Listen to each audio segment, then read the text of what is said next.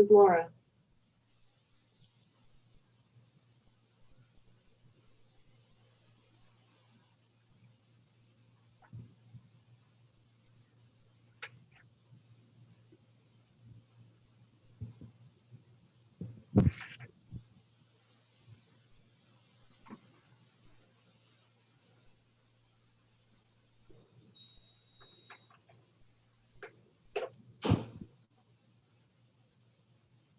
Mr. Collins, can you hear me?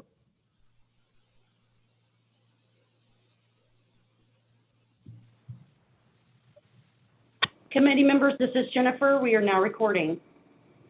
Thank you. A question for legal. Susan, I see you're on. I don't know what we do if you have a legal representation for one of the cases who was unable to connect to the meeting. He can see the screen, but apparently he has no sound, and I suggested that he call in on the phone. Yeah, I'm not sure what we can do. I mean, you could continue that item if necessary. I'm not sure. I think this item was continued for the Planning Commission also, so it may be able to be continued to your next meeting. I'm not sure. Okay, so I don't know that there's really anything else we can do. Did he try *6 to unmute himself? I had asked him that question, Okay. but I honestly have no idea. He said his computer sound had been working and now it's not. So I just want to make everybody aware of that. But Okay. it is 9:30, so we do need to start the meeting. Okay. Well, like I say, if that item has been continued from Planning Commission, you may want to continue that item. Okay. Laura, is that 7B? Yes, it is. So when we get to that, if he's not available, we could have that discussion. At that time. Okay. Then I'm going to go ahead and start for us. Welcome to the August 20th, 2020 meeting of the Downtown Design Review Committee. This meeting is being held by video conference. My name is Tony Blatt and I'm the chair of the committee. No physical location will be provided for the DDRC meeting. The meeting will instead be live streamed from remote locations. We want to request that everyone joining us today, except committee members, keep your mic or phone muted until you are called on to speak.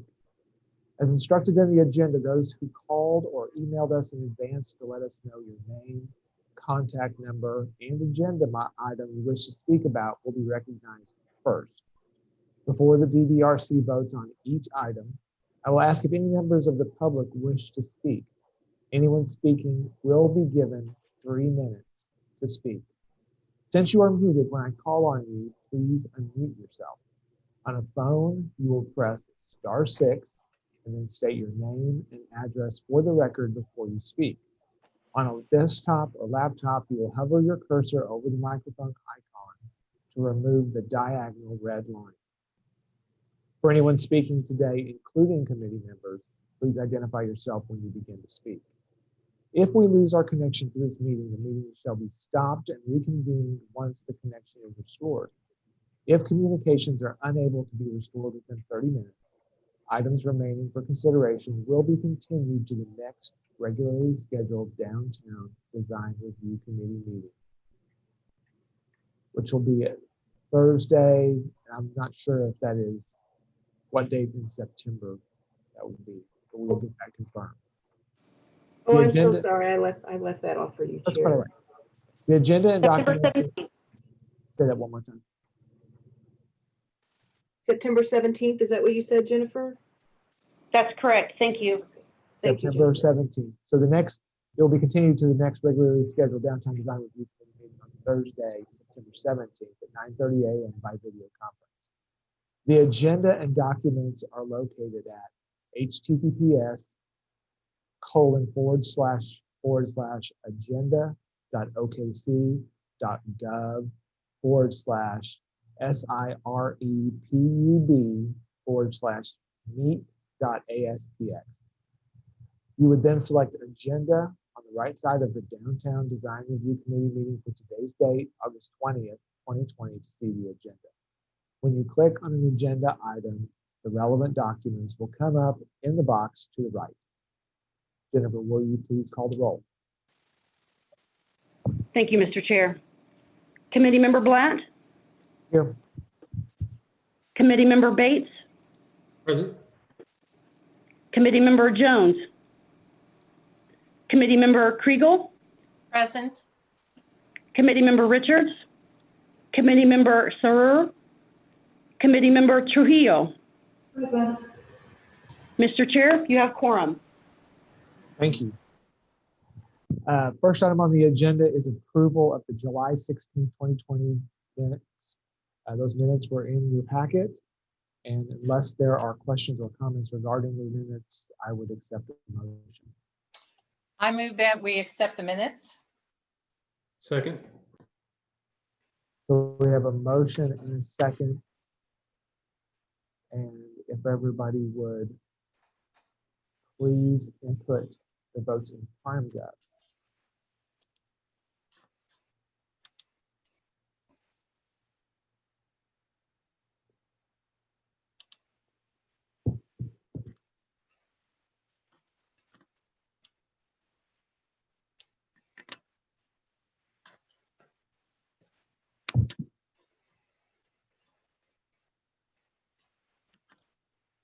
We are waiting on one vote from committee member Trujillo.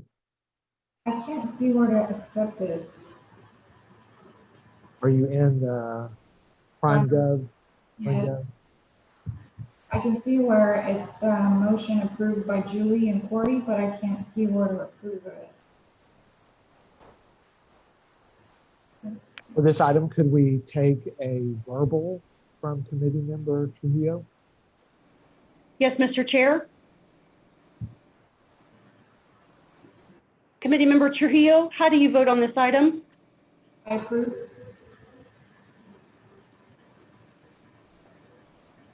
Okay, that motion passes.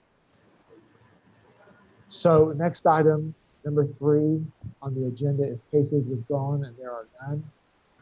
Item number 4 is continuance request. We have one item that is to be continued, DTCA-20-00045 at 601 West Reno. I think that we will need a motion to continue this item. And that would be to the November 19th meeting, please. Thank you. This is Corey. I move that we continue this item to the November meeting. This is Julie Kriegel. I second. We have a motion and a second. If everybody would input their votes in PrimeGov.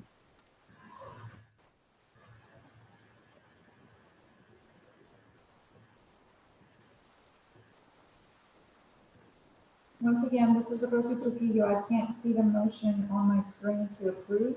I'll approve. Thank you. So that item passes. The next item on the agenda is the consent docket. There are 2 items on the consent docket. Anyone may request individual consideration of a consent item. Are there any questions or comments from committee members regarding items on the consent docket?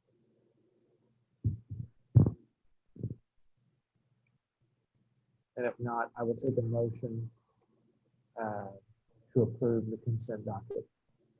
This is Julie Kriegel. I move that we accept the consent docket. This is Corey Bates. I second. We have a motion and a second. If everybody would cast their votes at PrimeGov. Sorry, again, I can't see it, but I approve. Rosie Trujillo. Thank you.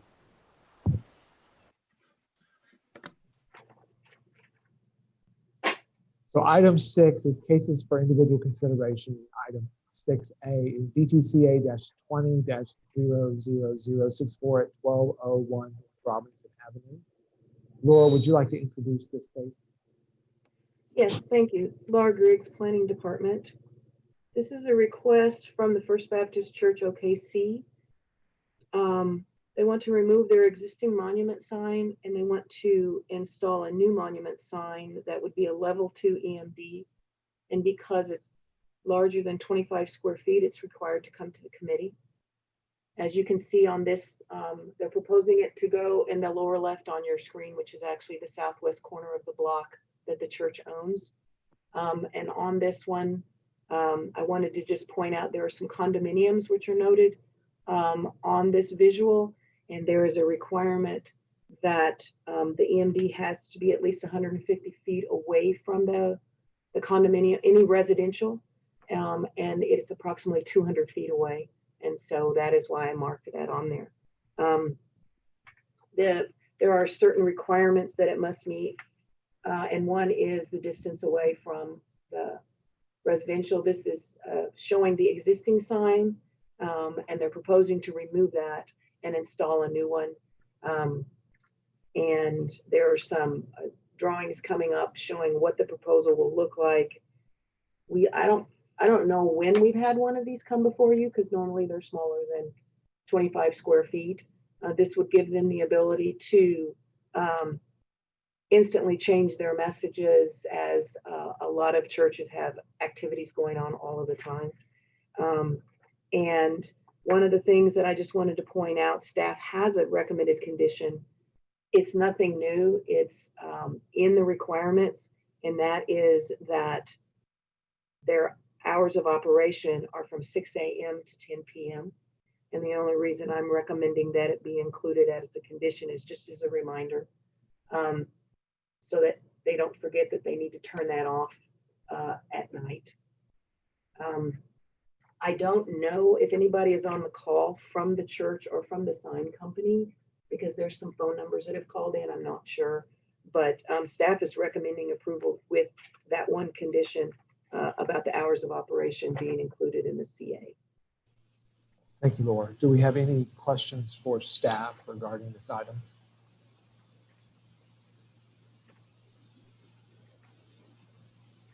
Is the applicant present, and does the applicant wish to speak about this? Hello, my name is Troy Schweinberg. I'm with Metro Sign, address 401 North Ann Arbor, and I'm representing Metro Sign, the sign company, for this application. I don't have anything. I think she covered it really well. I think one thing to note is that the actual sign is becoming smaller than the original sign that we're replacing. And the one that we're replacing is very dilapidated, so it's lived its life.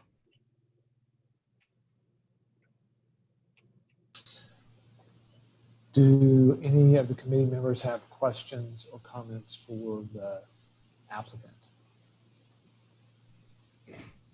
This is Corey Bates. One question, Mr. Swinberg, is there the ability to program the brightness levels of the sign to automatically adjust throughout the duration of the day into the evening?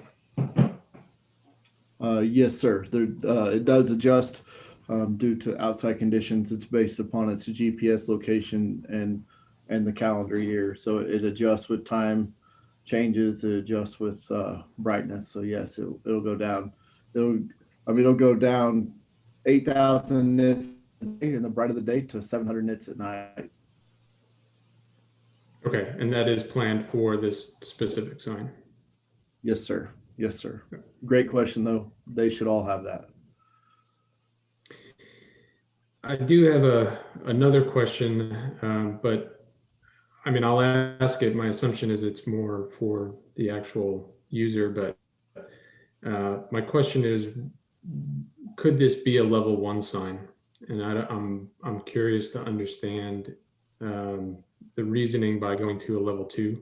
And just to preface my question, I don't know that I've ever seen a digital sign that's appealing and contributes to enhance the street experience. I find them extremely distracting, and often, I know we already talked about this, but the brightness levels are often not programmed correctly, and they create a lot of glare.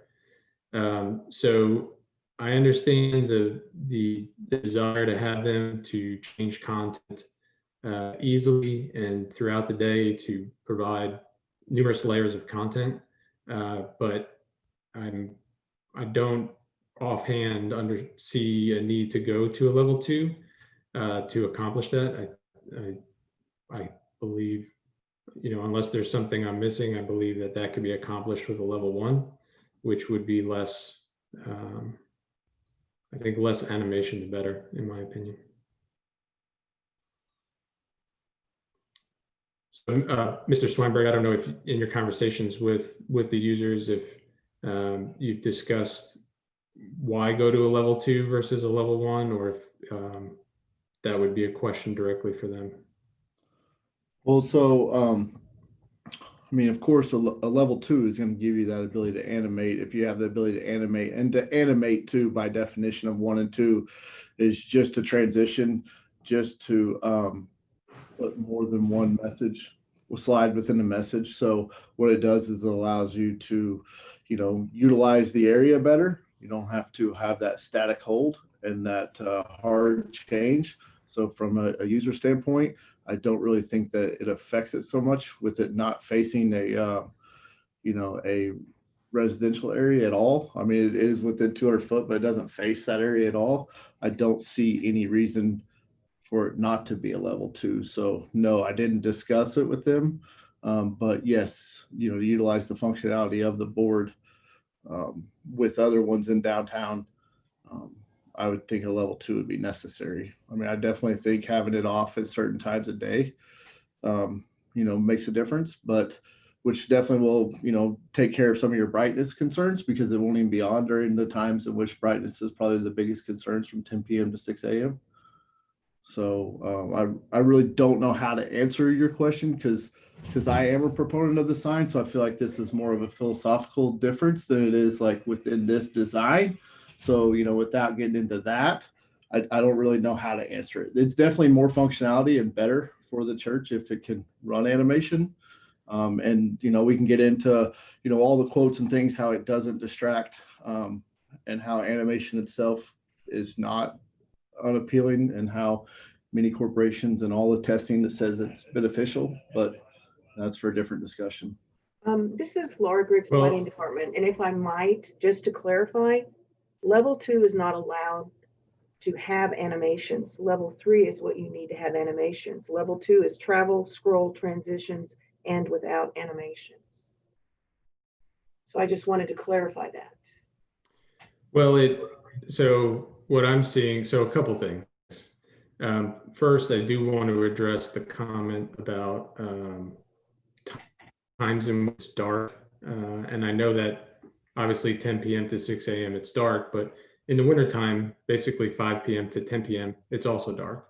And so those are very relevant times where it would be dark and people would be interacting with the sign while it's on. I appreciate that the brightness will be programmed. I think that's great. I think we're over that. I just want to clarify that there are certainly times when it'll be on and it'll be dark out. On the level 2 clarification, I'm reading that there are graphics or images that appear to move or change in size. And so, if something's moving or changing in size, maybe we're getting into the nomenclature of animation, but it certainly would be changing. And obviously the pace at which it changes is something to be debated as well. Mr. Swinburne, to respond to your comments, I'm sure there are studies that would say that they're not distracting or unappealing, but I can tell you that personally they are to me. So that's not 100% of the audience or of the study that, it's not 100% of the people that feel that way. And so I do see, on that basis, I do see a reason, and the goal here is to give them a sign that allows them to display multiple layers of content or different signs, different information. What I don't see is a reason to go to level 2 where that can be accomplished at level 1.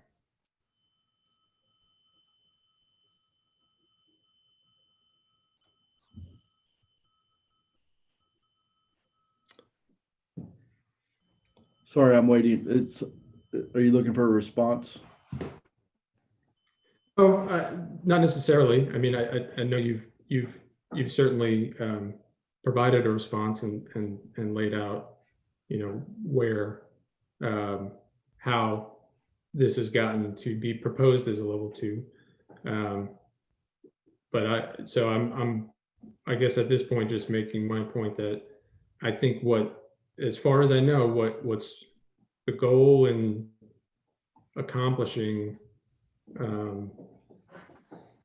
varying signage, I believe that could be accomplished with a level 1, and I haven't seen anything yet that shows this should go to a level 2. And personally, I find these signs overly not contributing positively to the built environment, to the pedestrian experience. And so I'm not sold on why this needs to be a level 2. And that's my position, really, for discussion amongst the committee and in general. That's where I'm at. This is Julie Kriegel. I kind of agree with you, Corey. I mean, I understand probably the image that the message they want to create is something dynamic and moving and all of that, but there's the messages themselves really could be layered and communicated without having to go to that very distracting feel that a level 2 sign has. And I agree with you. I'm not a fan of them. I do think churches, places of worship, they're a great tool. But again, I think proper placement, just watching the traffic and everything on there, I find them distracting. And so I do have concerns about it being a level 2 as well. So, and just to respond and to make sure to drive with what Laura was saying, that it's not asking for full animation. It is transitioning between the slides and for it to move as opposed to just a harsh static transition is the only difference between 1 and 2. We're totally cool with a level 1 if that's what it takes to be the 7 square foot bigger than it would have been to be administrative approval for a level 2. So, we're just asking over that 7 square feet of message center that we're gonna, if that's what it takes is to have that note, then we'll take it. But it is really only 7 square feet away from being administratively approved with a level 2. This is Laura in planning. Just to clarify, so on the application, it was just under 53 square feet. But So the message center is 25 square feet administrative approval, correct? Correct. And we're at 32? Well, no, your application said 52.93 square feet. I just rounded it up to 53 square feet. Oh, total signage? Yeah, I mean, I was taking that size off your application. Right, but when we spoke, it was 25 square foot of message center can be administratively approved. Correct. And so the reason it's here is because it has 32 square foot of message center or EMD. Okay, so I'm looking at the picture we have now. You're saying that the FBC OKC stays the same, and so the rectangle below it is what you're saying is the 32 square feet. Correct. Okay.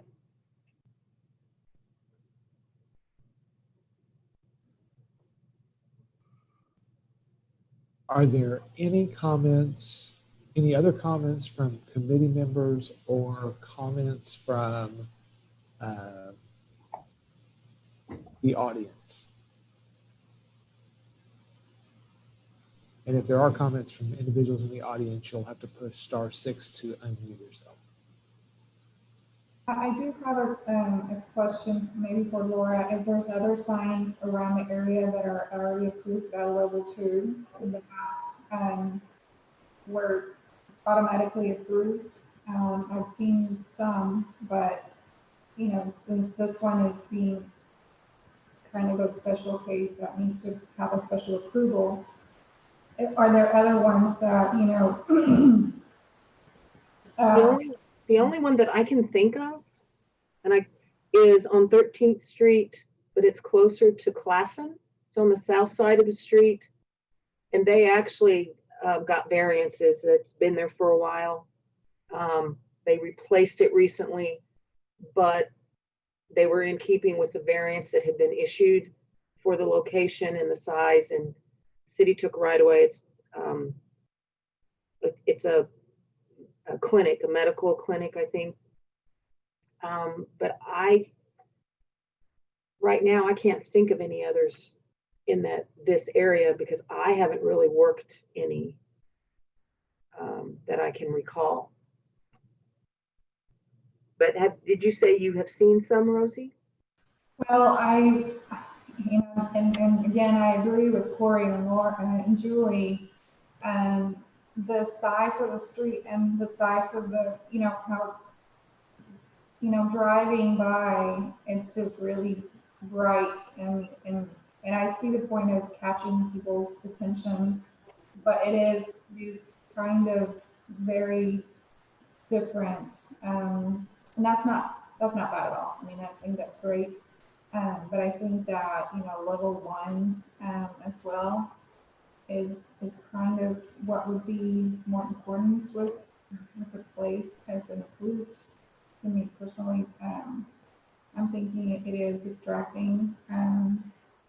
There's another one that I drive by a lot, actually on a street that is very busy on the south side, and it's just really bright. And sometimes driving, you're like, you know, it's like too much. It's almost like, you know, there's not a need for it to be extremely bright as it is. I believe that one is also level 2. I've seen a couple of them. It's like, it's, you know, it is the marketing tool almost, but is it necessary to go one step above, and then we'll have more and more just popping up everywhere throughout the city? That's the biggest concern for me, particularly.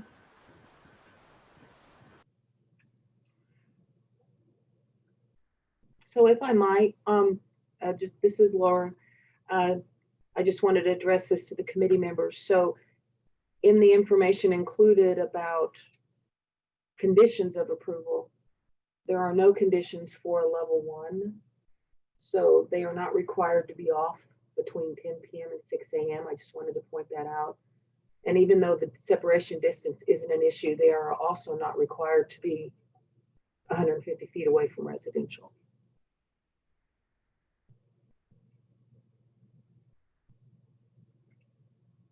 But that's not to say that you don't want to include additional conditions of approval if you do go to a level 1.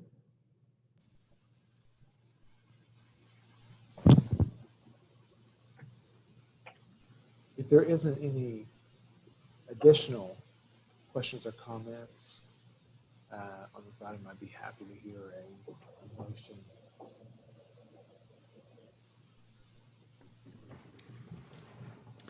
This is Corey Bates. I'll move that we approve the application on the basis of the promise, which is in guide the downtown design zoning ordinance as referenced in section C and D of the staff report, with the following 3 conditions. Condition number 1, the EMD sign operate at a level 1 functionality. Condition number 2, the hours of operation for sign B, for the EMD sign be 6 a.m. to 10 p.m., where the sign is turned off between 10 p.m. and 6 a.m. And condition number 3, that the brightness levels of the sign be programmed as described earlier in the meeting to be dimmer during hours in which the sun is low and down. This is Julie Kriegel. I second that motion. The Bates Kriegel motion. If everybody would enter their vote in PrimeGov.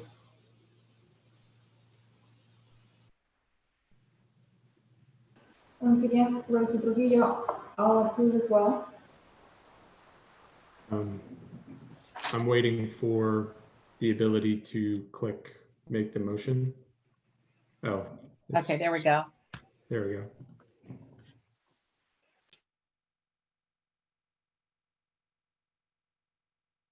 Thank you all.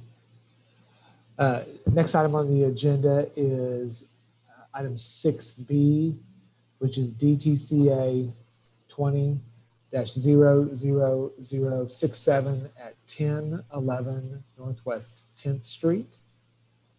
Laura, would you like to introduce this item? Yes, thank you.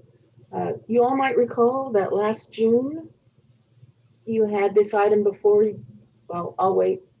There we go. You had this item before you for rezoning into the downtown design district because the boundary originally stopped at the center line of Classen Boulevard. So we were very excited to add this entire block into the downtown design district.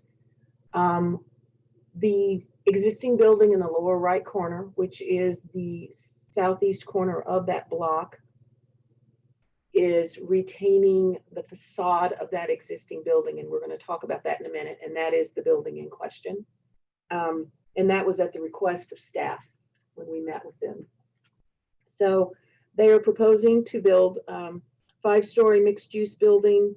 There was information provided about the two different components of the Thrive campus, which will have independent living component and assisted living component.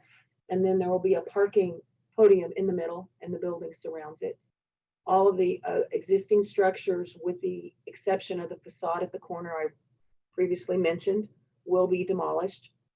This is a very interesting site because it falls dramatically from Western down to Classen. And you will see that in the elevation drawings. So in the staff report, one of the things we discussed is under the regulations on the north side, part of the building is going to be located more than 10 feet from the street right away.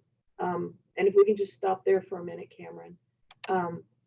The street on the north is Park Place, and you can see the footprint of the building. And it goes from just a couple, 3 feet from the property line up to, I think, 18 feet. And so they will need a variance to set the building back that far. You might also recall that you saw this when they came through to vacate part of the right-of-way of Park Place. And so I just wanted, that's also in the staff report, so you've seen this a couple of times before. The intent of the regulation for that maximum 10-foot was to promote pedestrian-oriented high-activity corridors by bringing the building closer to the street. The Park Place frontage is, I would say, secondary to probably all the rest of the frontages, Western Classen and 10th Street. And they are definitely meeting that regulation on all of the other 3 sides. This is came about because of the actual design of the building. And then staff pointed out the parking structure. They don't know at this point if it's going to be tilt-up concrete or precast concrete. And we do have the requirement of finished surface on cast-in-place concrete. But since the podium, and Cameron, you can go ahead and continue on through the slides. Thank you.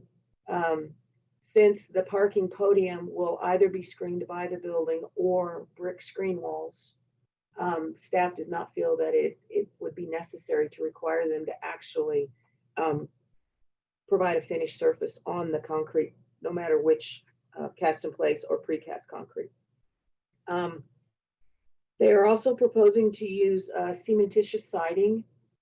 And when we get to the elevations, you can see the difference. They are using brick and cementitious siding. Unlike the last building that you saw that used them both, it's predominantly brick. And I will probably let the applicants describe it better. I do know that the first floors are clearly all brick, and you can see how the brick on the upper elevation goes up in the middle. And now I'm trying to remember which of the other colors is also brick, because they have a dark brick.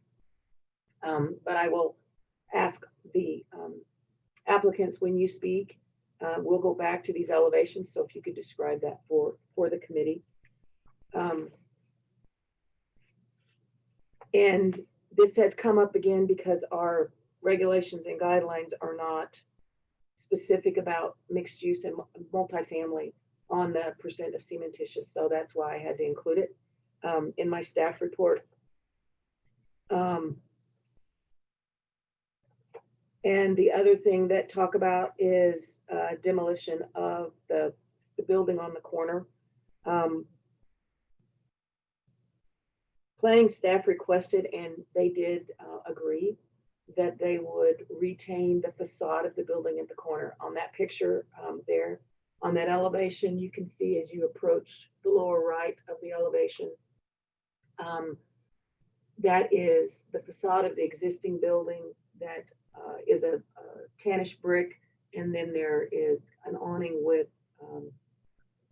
green, they look like clay tiles. I don't know if they're clay or metal or rubber or what they are. And then it wraps around the corner. So they're retaining that feature, which we asked them to do. They are setting back the upper floors of the building, as you can tell from this view, so that the facade isn't swallowed up by the building, because the building isn't in line with that facade. One of the items that I wanted to bring up, and I sent an email to Mark Zitzel this morning to try to give them a heads up because this was not in the staff report. I missed including this, that staff is wanting some additional information from the applicant, just dealing with staff on how they're going to attach the retained facade to the new building, because we really couldn't tell that. And staff is recommending approval of this. We have the condition that they have to get a variance from the Board of Adjustment from the regulation requiring the first two floors to be at or within 10 foot of the street right away. Additionally, staff is recommending condition B, that the applicant provide the following to staff: a demolition plan and floor plans that show windows and doors and how the historic facade ties into the new building. And then just to note, the second motion you all will need to make would be to provide a recommendation to the Board of Adjustment on the required variance from the street right of way. Do we have any comments, questions or comments from committee members for staff? This is great. Laura, for record, will we need elevations that are annotated? I know go through what materials are indicated on the elevations verbally, but for record of this item, will they need to submit annotated elevations? What I would say to that is that I will write on the elevation, if you all don't object, once they tell you what is what. I will actually just write it on there, because there is no need for them to have to redraft anything, if that sounds okay to you. If I understood your question, Corey, you kind of went in and out a little bit there. So sorry, you did understand correctly, and I think that would be fine. I just want to make sure that the drawings that we have for the project have the materials actually annotated, pointed out in some form for record. Yeah, as I look at this, I'm pretty sure all of the, what I call the brown color is brick. What I'm gonna call the medium gray color, and I'm looking at Mr. Zitzel there, I think the medium gray color, which is adjacent to that vertical column of brown brick, is the other brick color, if I'm correct. Yeah, And so Laura, can I jump in? If the chair doesn't have any objection, we can kind of just, will that work? That's fine. Okay. Thank you. My name is Mark Zidzav. I'm with Johnson and Associates, urban planner. Also on the call is Tim Johnson, who's the engineer, Craig Alter and Ben Marshall, who are the developers and designers of the project. Laura pretty much covered everything. She's correct in that the first floor is entirely brick. You see the brown section going up in the middle. That's also brick. It's the darker gray color that is the second colored brick. So the light gray is the horizontal siding, and then the top floor where it's inset is the vertical red siding. Also, just a couple notes. Laura mentioned we had been back before this board a couple times. The new BRT route planned for Classen is right along here, which we think makes this an ideal location for affordable, independent, and assisted living facilities. The project currently, the site has approximately 10 curb cuts around the entire property. We'll be cleaning all those up with only 2 access points and on-street parking along Western. So we'll be removing some on-street parking along Classen. Overall, I think the streetscape is going to be enhanced, particularly what is over what is there now. Along Park Place, Laura mentioned the variance. So I just want to provide a little bit more background on this. When we came through and closed and vacated a portion of Park Place, we did so for the western portion of the building. And Cameron, I don't know if you could go back to that site plan. So the western portion of the building, we knew we needed the extra space. And, at the time we were needing the variance for the eastern portion where we would be set back.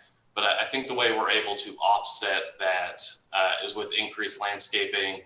That's also going to make it pleasing for a pedestrian. You're going to have landscaping on the north side of the sidewalk as well as on the south side. So you're going to be kind of insulated walking through there. So with that, happy to answer any other questions. Again, the developer, designer, and engineer are on the call as well if you have other questions. Before we ask questions of the applicant, were there any other questions or comments for staff? And if not, are there any questions or comments for the applicant?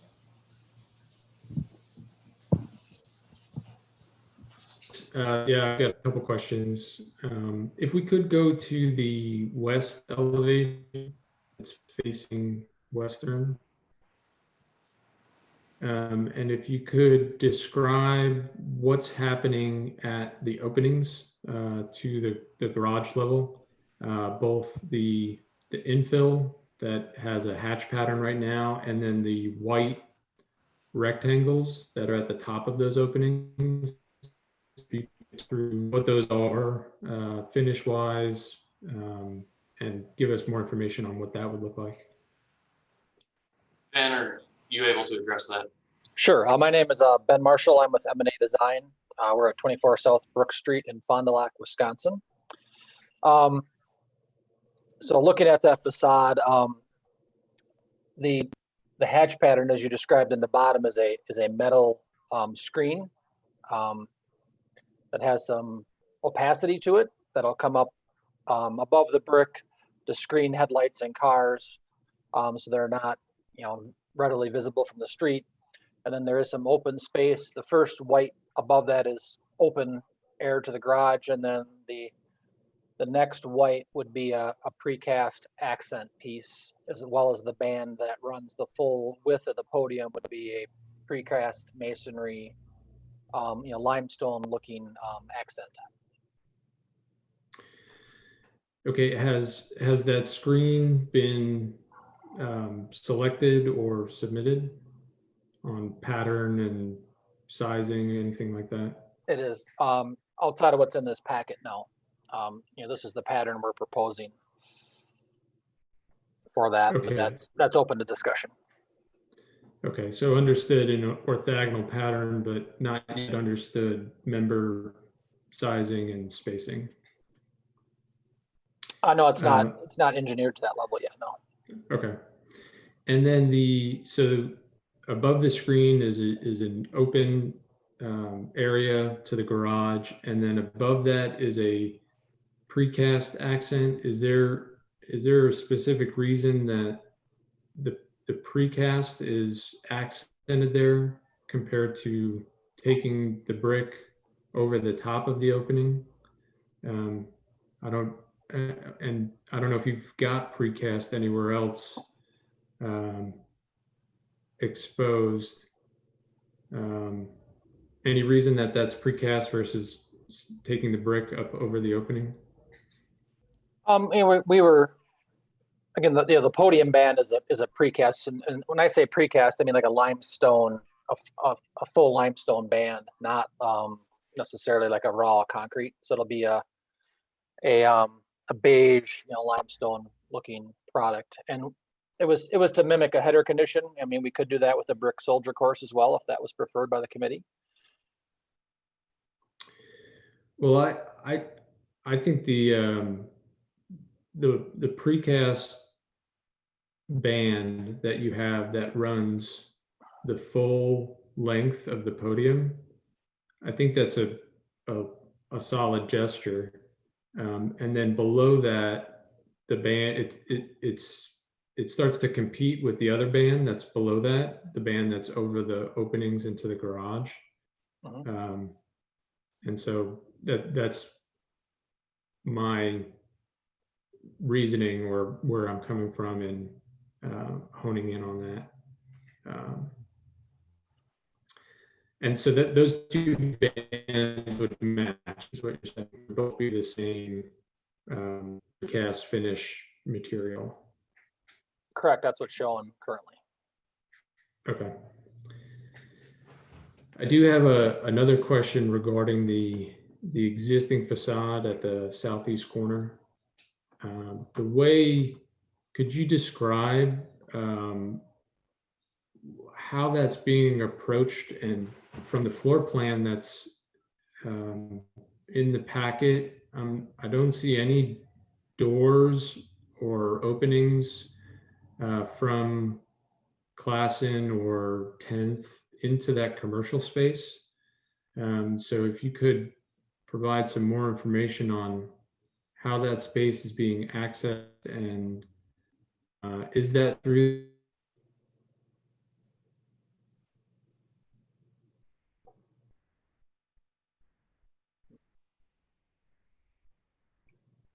I didn't catch the last part of the question there, but I think I get what you're asking. So right now the facade is basically going to be set out there separate from the building. It'll be provided with a structural backup, and really is being put out there as kind of a billboard, if you will, to the old building.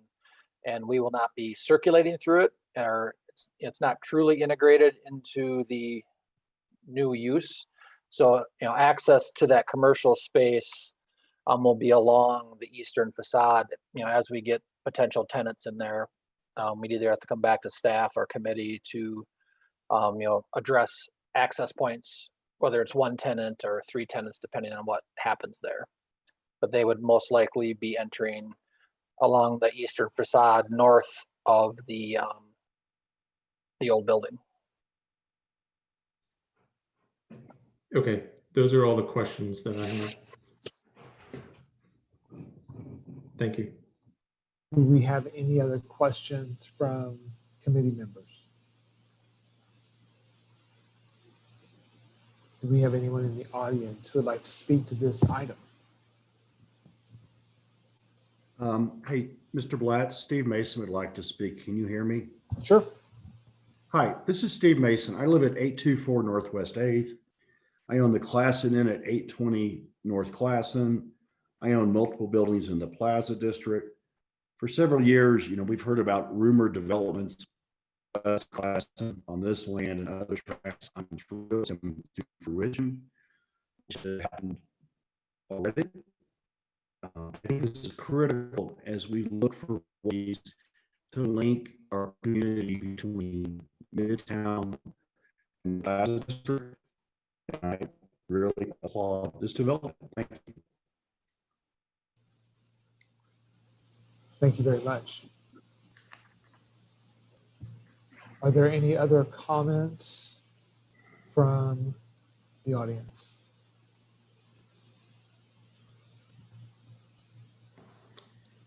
This is Corey Bates. Without hearing any other comments from the audience, I do want to talk about this southeast corner a little bit and maybe get everybody's opinion on it. But I appreciate the sentiment in preserving the facade at 10th and Classen, but I'm not on board with how it's being preserved. I think when we talk about preserving buildings, I mean, it's not just the appearance, but I believe the functionality as well. And to maintain a facade as a billboard, I think actually does a disservice to that building. And it creates a confusing pedestrian experience where you would assume there's an entrance at the corner of a building, as there is today, but learn that those openings are false. Really, in my opinion, creates a solution that is counterintuitive. And I've seen dozens, if not hundreds, of renovations of existing buildings.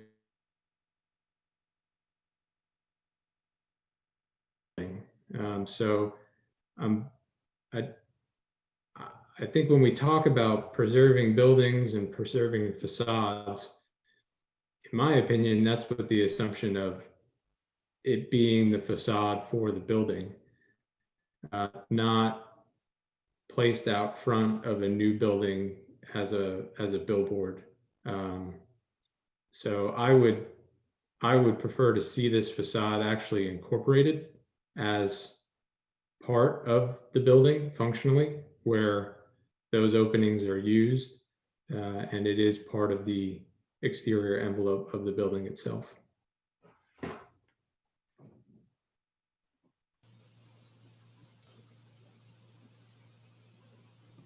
And I am having internet connection issues, so if I did break up at all, I can repeat any of my points.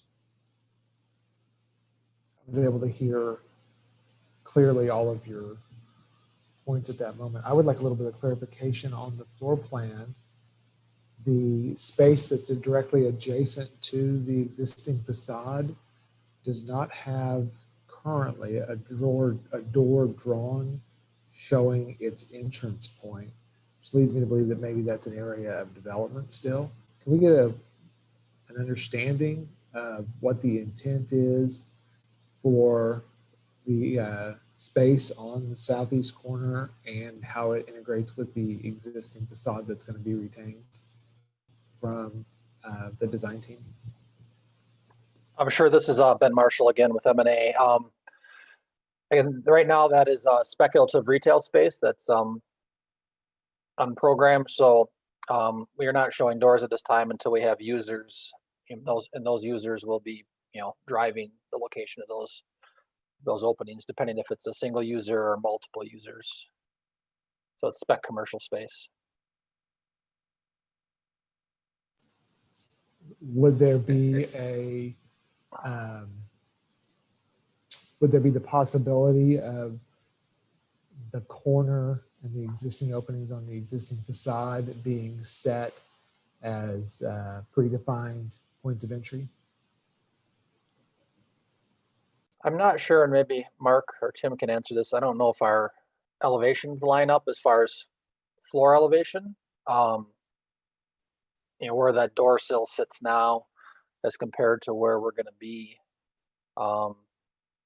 It's something we could explore. I think it represents some challenges for us, just integrating that building into the new building from a structural standpoint, differential movement, and this, again, working with new grades versus existing grades does propose some challenges for the project, which is why it's we're showing it the way we are now.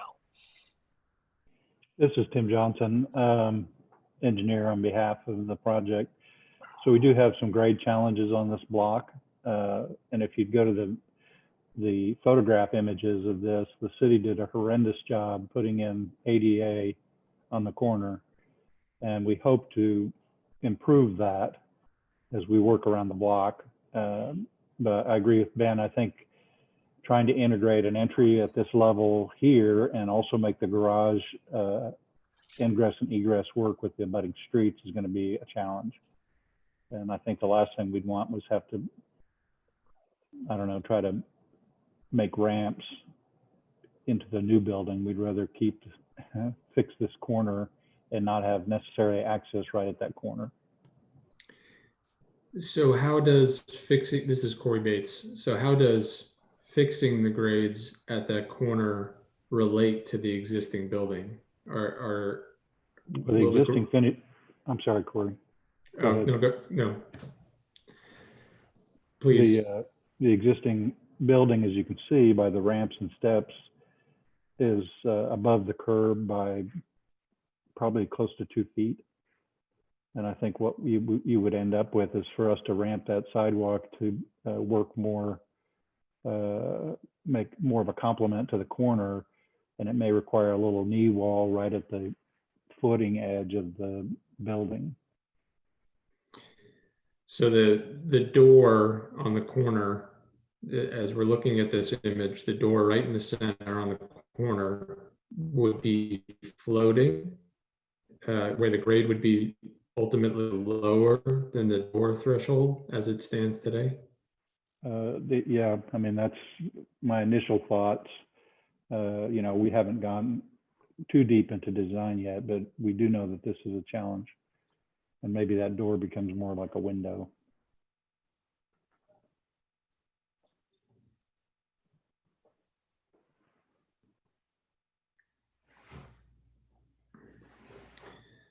Well, I'm curious what the other committee members feel about this, but I still feel that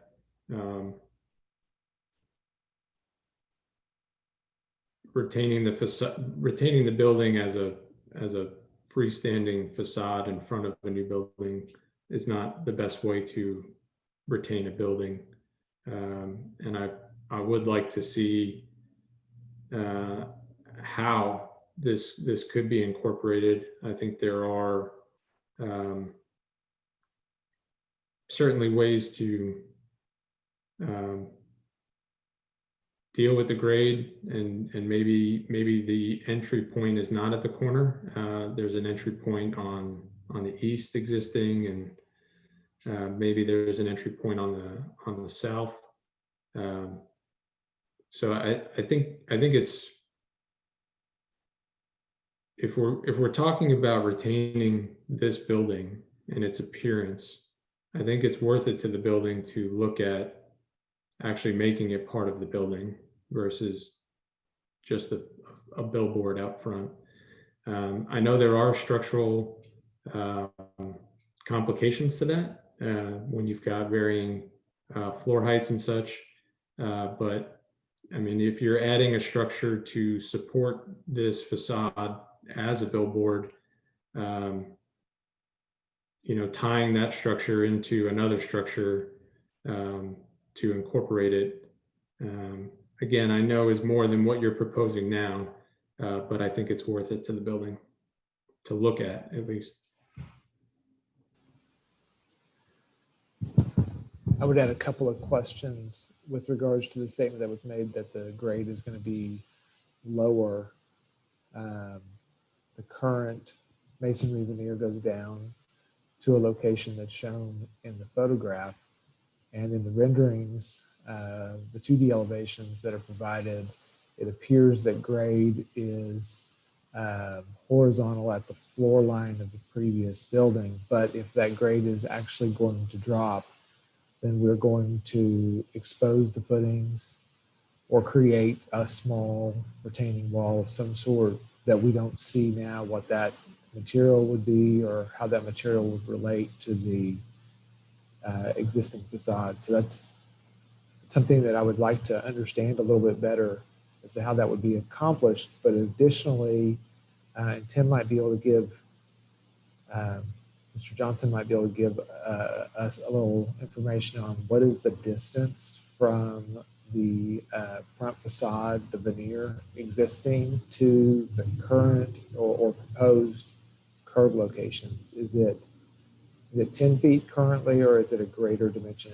I don't have that site plan up in front of me. Mark, correct me if I'm wrong, but I think we're close to like 12 or 13 feet on the east side. Could you repeat the dimension you were looking for? What's the dimension from the veneer on the existing building to the proposed curb line on both the east and the south sides? Cameron, could you go back to the dimension site plan? I believe that's on there. Yeah, I apologize for not going back there myself. No, that's okay. I don't know if you, I'll pull it up. I don't know that you could read it, but yeah, it was the other one. I have it right here. Yeah, so the sidewalk is going to be 13 and a half feet, and then there's a 5-foot planter. So you're looking at 18 feet on the east side from the edge of the facade to the back of the curb. Plus a 5-foot inset at the corner. So at the hard no. corner, it's you'd go 5 foot off the inset, 13 and a half foot of sidewalk, and then as you're curving, it's going to be 3 to 5 feet of additional sidewalk where the planter's not. On the south side, 2.72. Is that correct? So in the southeast corner, it'd be like 22 to 23 feet from the edge to the curb.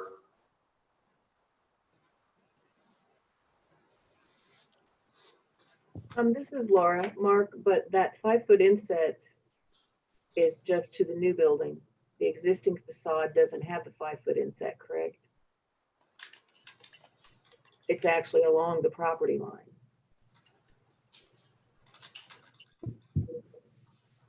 Right? Based on, when you go to the next page, the next slide, Cameron.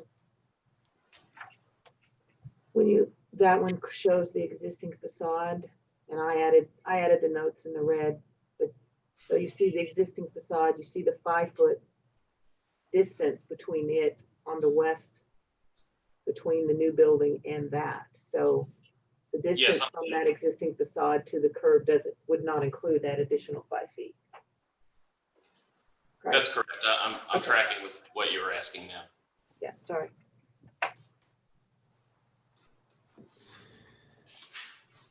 This is Corey. I think it would be good to get that existing facade on the site plan as well to see how all of that's coming together.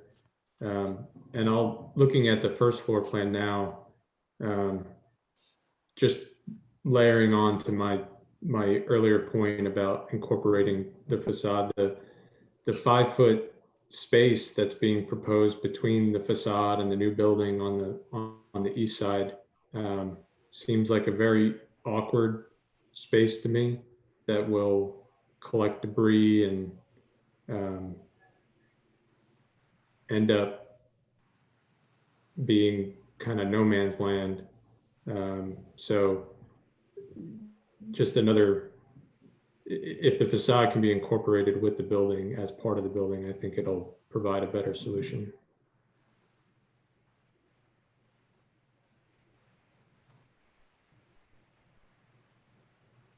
I would definitely agree that I don't think that that space should be exterior to the building envelope. I think that should be captured in some fashion to where it's not a spot where somebody could step behind or that something could collect that's outside of the public view. But I do go back to, it seems like that there are some parts to this corner that are not fully realized in the documents that we're looking at. And I want to step back for a second and say, I think that this is a phenomenal project. I think that everything about it, I think the way that it's been approached, designed, I love the fact that the parking is concealed from view. It does all the things that you would like to see. I think that this is, although a minor percentage of the overall design, it's really the only percentage that talks to the history of the site. And it seems like that there's a lot of effort to keep the facade, to keep it and hold it structurally and do some things. It seems like that there's a very narrow gap to bridge it between the existing building if that could be accomplished. And one of the reasons why I was asking the dimensions to the curb was to see if there was any consideration that was taken into creating 2 levels of sidewalks that could allow both the grade to occur at the street, like what I believe is being proposed, and to allow the a point of pedestrian ingress and egress at the building facade. And I don't know that that's had the opportunity to be vetted yet. This is Tim Johnson again. No, we haven't gotten that far along on how to address that, but you may recall that's how we addressed this similar situation up at 4th and Chartel. We ended up with the 2-layer sidewalk there to accommodate the fact the building had to come up because of flooding. Okay. So similar approach here may work. So, Mr. Chairman, if I may, this is Mark Zitzow. Is there potentially a path forward with a partial approval today, including the variance, to where then maybe we can come back with just the southeast corner of the facade so that we can continue with design and the other entitlements and permits that we need to move forward with? I don't see a reason why that couldn't be a condition of a motion made. I would like the opportunity to offer the opportunity for anybody in the audience who'd wish to speak to this to also, we didn't fully finalize that opportunity.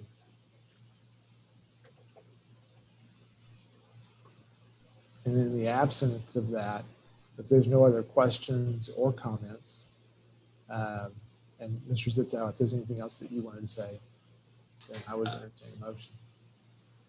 One thing I'll just check with Ben real quick. Would it,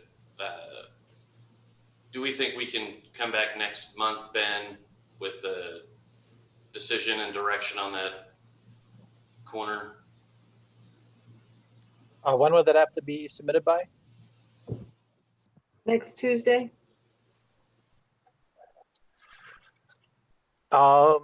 Next Tuesday might be challenging, but I think we could definitely make the following meeting if that's not an issue. This is a lot of moving parts to figure out down there.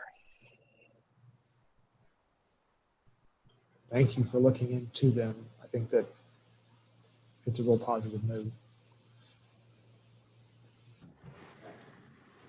This is Corey. Katie Riddle with the, Go ahead, Katie, this please. is Katie with the planning department. Hey there. I just wanted to note that one thing we might ask for if we're going to approve components of the project is to make sure we do have a demolition plan and that it clearly indicates what portions of the corner building are staying and going. And that's something that we talked with Mark about previously, but we don't have that in the documentation currently. We are finalizing that plan and expect to have it to Laura sometime next week. So we will get that to you as soon as we can.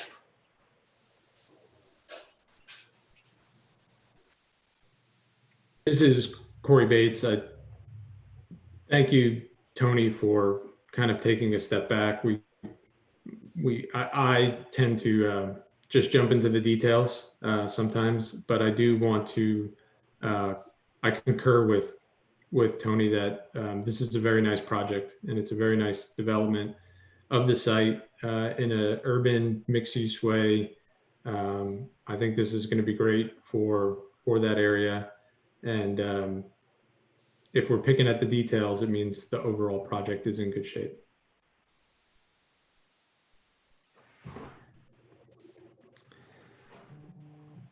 With that, I'd like to make a motion that we approve the application on the basis that the project complies with the regulations and guidelines of the downtown design zoning ordinance as referenced in section C and D of the staff report with the following 3 conditions. Condition A, the applicant shall obtain a variance from the Board of Adjustment from the regulation requiring the first 2 floors to be at or within 10 feet of the street right of way. Condition B, that the applicant submit a demolition plan to staff for review. And condition C, that the design and proposed solution for the southeast corner of the development, including the existing facade and the commercial space behind it, as well as the site plan from the existing building to the curb line, come back to the committee for review, and that portion being continued to the October meeting.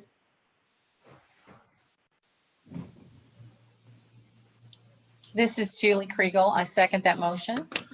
There's a Bates Kriegel motion. If everyone would enter their vote in PrimeGov. And if committee member Trujillo would verbally cast your vote. Supervisor Trujillo, I'll approve. Thank you. And that This is Corey Bates said, move that we provide a recommendation of approval. Excuse me.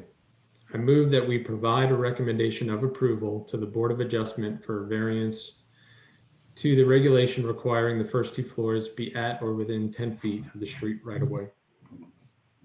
This is Julie Kriegel. I second the motion. it is a Bates Kriegel motion. Please cast your vote in PrimeGov. Supervisor Trujillo, I'll approve. Thank you. And your motion passes. Thank you all very much. Thank you. Real quick, Jennifer and Laura, I just want to make note that I'm stepping away from the meeting for just a moment. Okay, we will lose a quorum until you come back. I'll be right back. Thank you.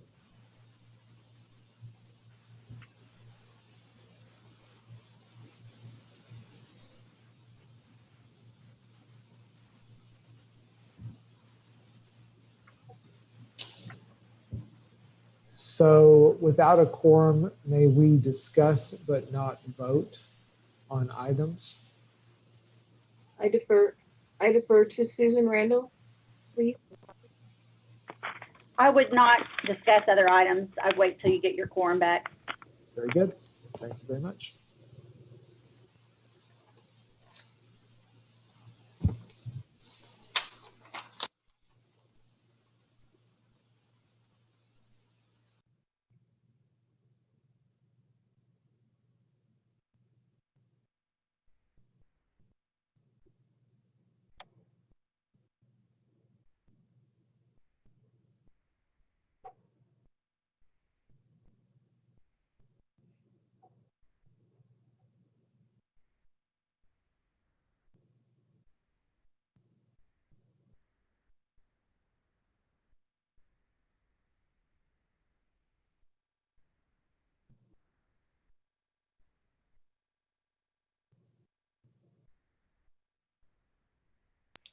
Thank you. I'm back.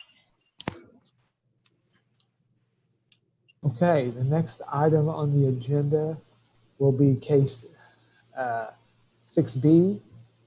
No, will be case, next item on the agenda is other business, item 7, and the first item under other business is item 7A, which is SPUD-01243 at 621 North Oklahoma Avenue. Laura, do you want to introduce this item? Thank you. Laura Griggs, Planning Department.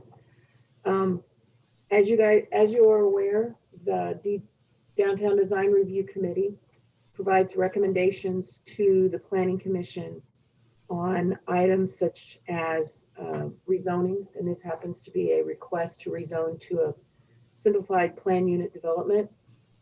The reason that this request is coming before you is because there are 2 uses that are currently not listed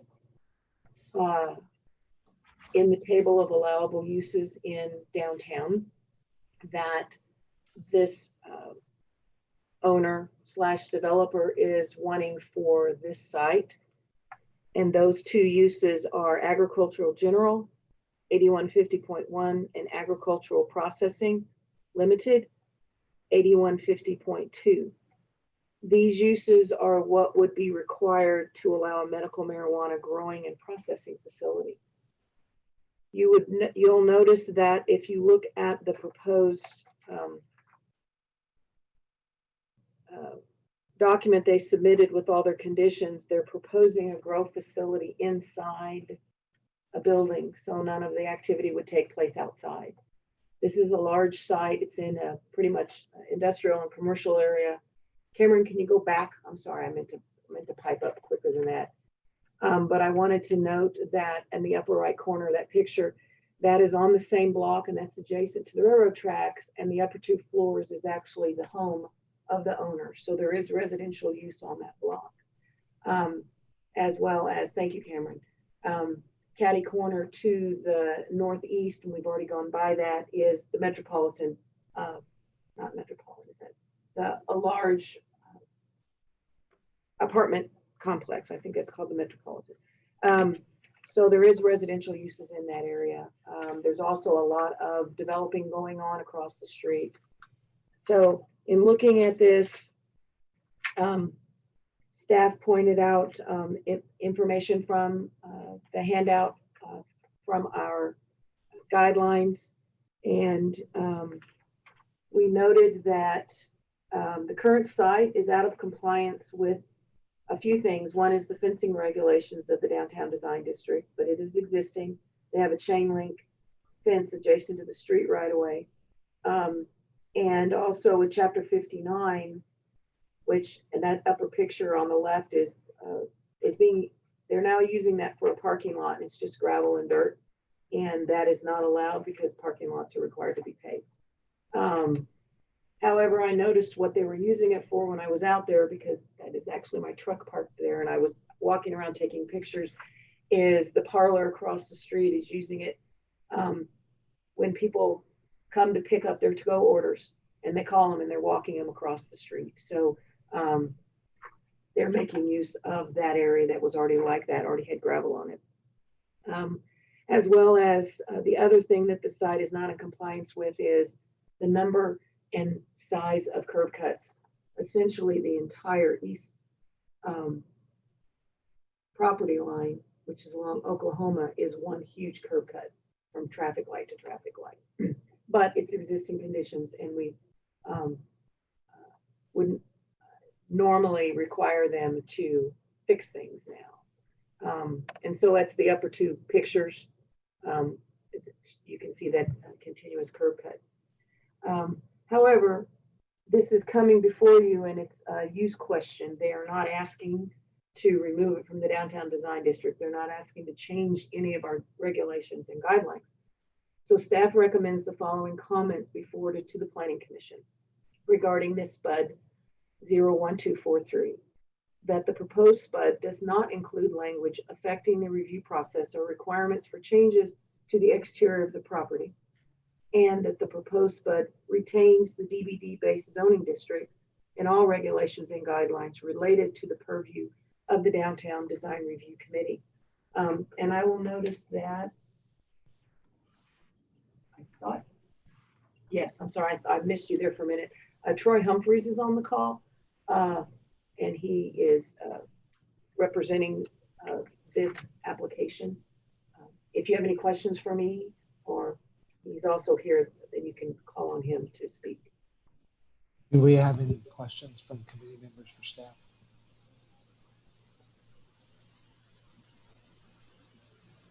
Would the applicant like to speak at all to this item?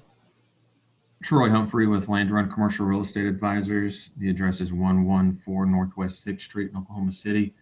Laura surmised the application very well. It is use. It has nothing to do with the exterior or the facade of the building. It's strictly limited to inside. And if the committee has any questions, I'll be happy to answer them. I'm sorry, this is Laura again. Cameron, can you go back to the very first slide, which is the overall of the block? Thank you.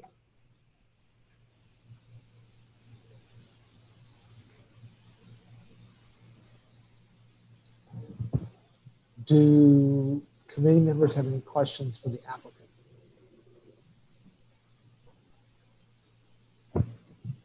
And is there anyone in the audience who would like to speak to this case?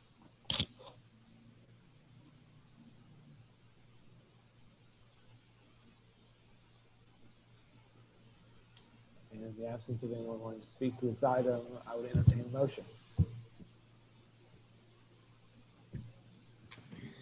This is Corey Bates. I would move that we provide the following comments to the Planning Commission regarding SPUD 01243.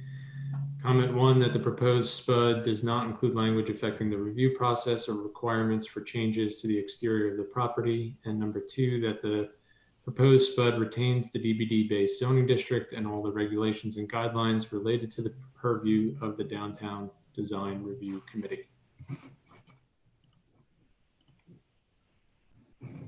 This is Julie Kriegel. I'll second the motion. We have a Bates-Kriegel motion. Everyone would cast their vote to PrimeGov or say it aloud. Person Trujillo, I approve. Thank you. That motion passes. Thank you very much. Thank you.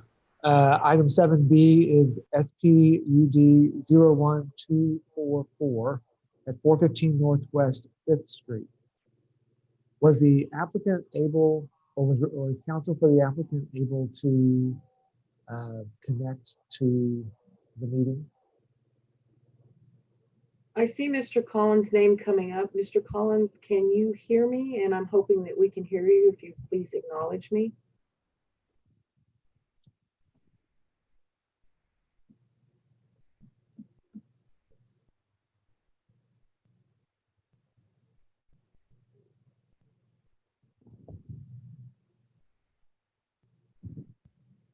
Mr. Collins?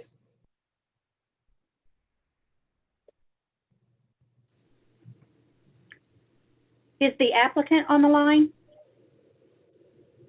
My understanding is she was going to be in his office today. Oh, Ma'am, I'm here. there he is. Fantastic. Okay. All right. I apologize that you can't see me. Unfortunately, my camera's not working. Okay. So I can see Mr. Blatt. okay, Hello? very good. So this item is SPUD 01244 at 415 Northwest 5th Street. Laura, would you like to introduce this item? Thank you. Laura Griggs, Planning Department. This is another SPUD, and this is coming before you also because of a use that the applicant is wanting to have on this site, and that use is 8300.10. And the title of it is Animal Sales and Services, Kennels, and Veterinary General. And they're asking for this to allow exterior animal enclosure and dog runs.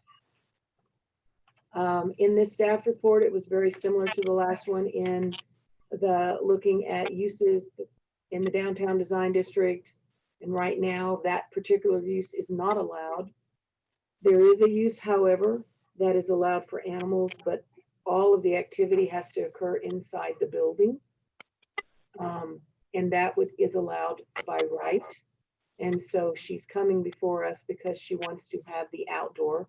And I attempted to kind of show, it's kind of hard. It's not the entire parking lot, but it's about 2/3 of the parking lot that's on the west side of the building where she's wanting to have this activity. I will note that you all received, I believe it was correspondence from 5 different individuals that I forwarded to you all yesterday morning. Those letters were all in protest, and they were also added to the website with the meeting information. And I see at least 2 of those people that wrote, and Cameron, if we can kind of leave it on there for right now. We have at least 2 of those people on the call. There's some phone numbers that might be the other people. I'm not really sure. But I just wanted to point out that you all did receive all those correspondence yesterday that I sent you. It's provided on the website. So individuals accessing the meeting information also saw that information. The staff recommends the following comments. I will note that this application for a SPUD is not asking for any changes in the design review process, design requirements. And for that reason, you just read these same ones, that the proposed SPUD does not include language provide this recommendation before to the Planning Commission. 1, that the proposed SPUD does not include language affecting the review process or requirements for changes to the exterior of the property, and that the proposed SPUD retains the DBD-based zoning district and all regulations and guidelines related to the purview of the Downtown Design Review Committee. And if the committee has any questions for me, I'm available. I guess I have a question for you, Laura. So in the staff recommendation, you're saying that you're suggesting, and I understand it's just a suggestion, that it does not affect the requirements for changes to the exterior of the property. So you're saying there would be no, other than the usage, I guess. Is that correct? Well, yeah, they're proposing to put a fence up on the south end of that red square. And the fence they're proposing to put up, it's a wooden fence, which would meet our requirements. And they're not proposing that any of our current design requirements be changed. Got it. So if they came back to do anything to the building, they would still have to comply. I'm sorry, the building is adjacent. If they came back to do anything to this red square, because that's all that's covered by the SPUD, it would have to meet all our design requirements. Okay, so I just wanted to clarify, the reason it's before us is strictly because of the usage. That is correct. That is correct. Okay, thank you. And then, I'm sorry, Mr. Bates, you have a question? Yes, this is Corey Bates. Is there any clarification that can be made between a daytime dog run and an overnight kennel? Are they, so there's the dog park that's on maybe 9th and Oklahoma over by the Metropolitan. And I don't know, this may have came across our committee, but I don't remember. Are they over there able to have a dog run during daytime hours without having to get a change in use? That's not a dog park. That's actually a doggy daycare. That's the Ninth Street parking lot. So And what I will say, and legal, please interrupt me if I put my foot in my mouth. That is zone DBD. It is, I was not here when that all started. The building has come before you all when they decided to put EFS all over the outside of it. I don't know if any of you remember that. It was my understanding that there was some confusion as to the zoning because most of that block is zoned an old PUD 1078, which is not under your purview. But I don't have any documentation on, I can't tell you dates, I can't tell you what all, but that there was some confusion and that allowed that to go in. But they have not been rezoned. They're still zoned DBD. Okay, I guess what I'm looking to get at, if possible, is can the current property within this application or within this SPUD application, can they do the same thing that dog park does without getting the additional use that they're requesting? No, they can't. They can't have the outside use. They can do the inside use. Okay. They could literally have they can have a doggy daycare, dog boarding. They could have a dog play area inside the building, and that is permitted right now. It's the outside. Okay, understood. Activity. Thank you. And I was just going to point out for the chair, the first person that I have down on the list, that is the first letter that I had gotten, is Rick Dow. He's on the call. He's sitting there next to Mr. And if I mispronounce your last name, I'm sorry. He's waving. Robert Robles. And they're both on that list. And I'm not sure who else might be on that list, but I just wanted to point that out to the chair. Thank you. So this is Tony Blatt. I have a question for staff. Is it correct then to say that we do not have, the Downtown Design Review Committee does not have a voice in the change of use as long as they stay within the guidelines that we are reviewing different cases under? Is that correct? Do we have a voice or a comment that we can make? This is Susan. Yes, since this is a rezoning request, that is, they're asking to change the use or to add this use to this area. So I think you do have the ability to comment and make a recommendation to the Planning Commission on whether or not you think that this is an appropriate use for this area. Right. Thank you. That answers my question. This is Katie Friddle, Planning Department. I'll just add to that I think there may be times where we're reviewing a SPUD where the only thing that's proposed is a change in use, but that use in and of itself is going to trigger physical changes to the property that would not be consistent with the Downtown Design Review requirements. And that would be, an appropriate place to not recommend approval or to provide other considerations. We looked at this one and the previous case that did not appear to trigger any of those sorts of physical changes and tried to strike a more neutral tone, knowing that there may be other concerns along the way as they go to Planning Commission and City Council that are kind of beyond the design review process.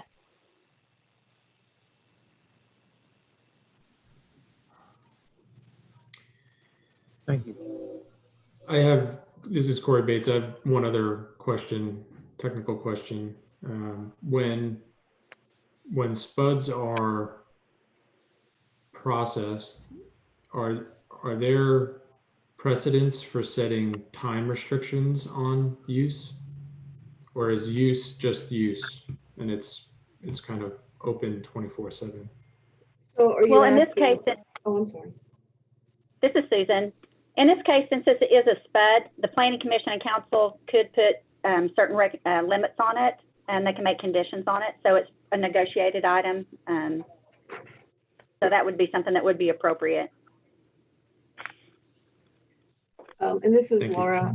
I do believe in the application that was submitted, the applicant included a time restriction thought I saw that, and now I'm doubting myself. No, there it is.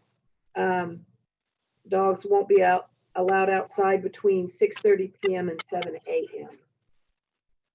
is what their current proposal is.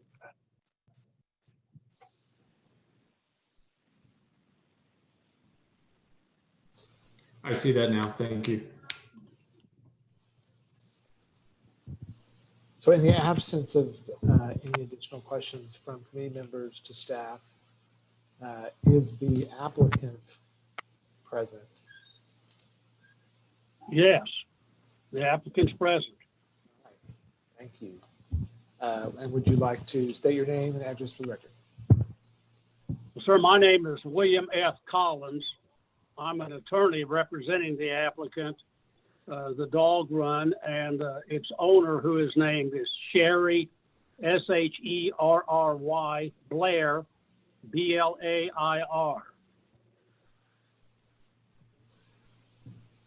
you have She's here anything? with, Do you or the applicant have anything that you'd like to add to what's been discussed previously? well, yes, we've got several things, and hopefully you'll be able to see them, even though my camera's not working. I have now put up on the screen a building permit that was issued on May 6th. Mr. Collins, we don't allow Yes, this is Laura. We don't allow the screens to be shared outside our office for meetings at the city. I Okay, was unaware that you were wanting to do that. I'm sorry. all I've got is a building permit that I've put on the screen now, and I've got some photos to show you. Will those not be allowed? No, we're unable to release the control of the screens.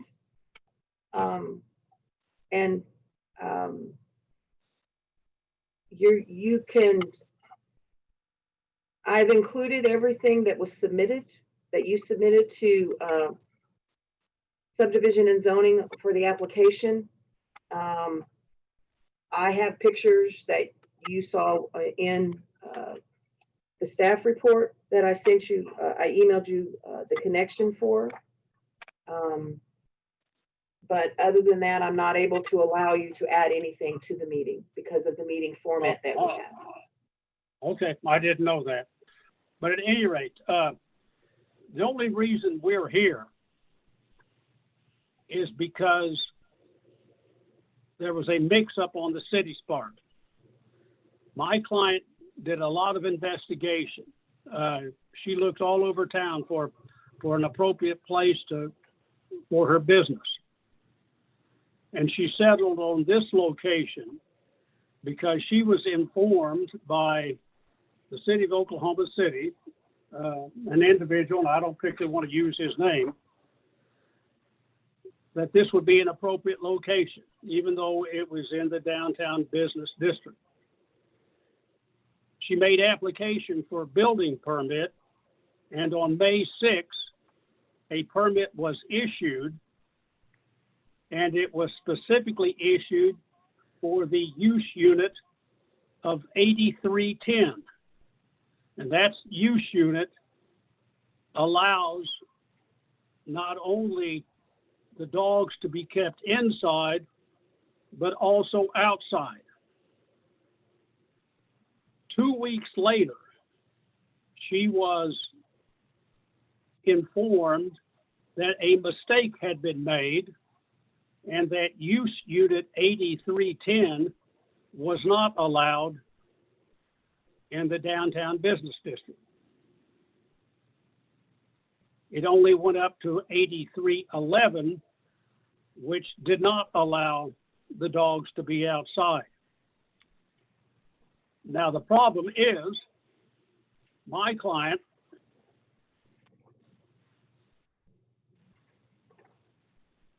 went to extreme measures in order to pursue what she was doing, what she intended to do.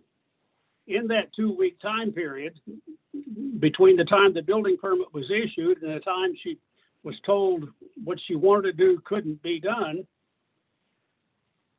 she signed a lease obligating herself to spend some $690,000 on lease payments.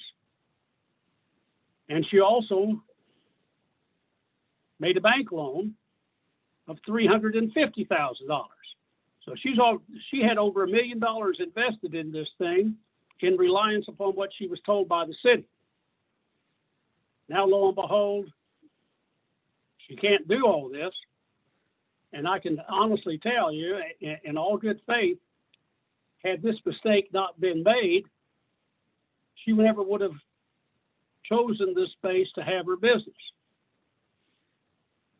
But we're now in a position, this is the only avenue out of this trouble that she's in that was not caused by her doing. So here we are. Now, Miss Blair would like to address you people. She knows more about the business that she's going to be doing than anybody. And her comments will also address all the issues that have been raised by the people who sent in protest letters. I'll have a few more comments, but I want to turn over to Miss Blair now so she can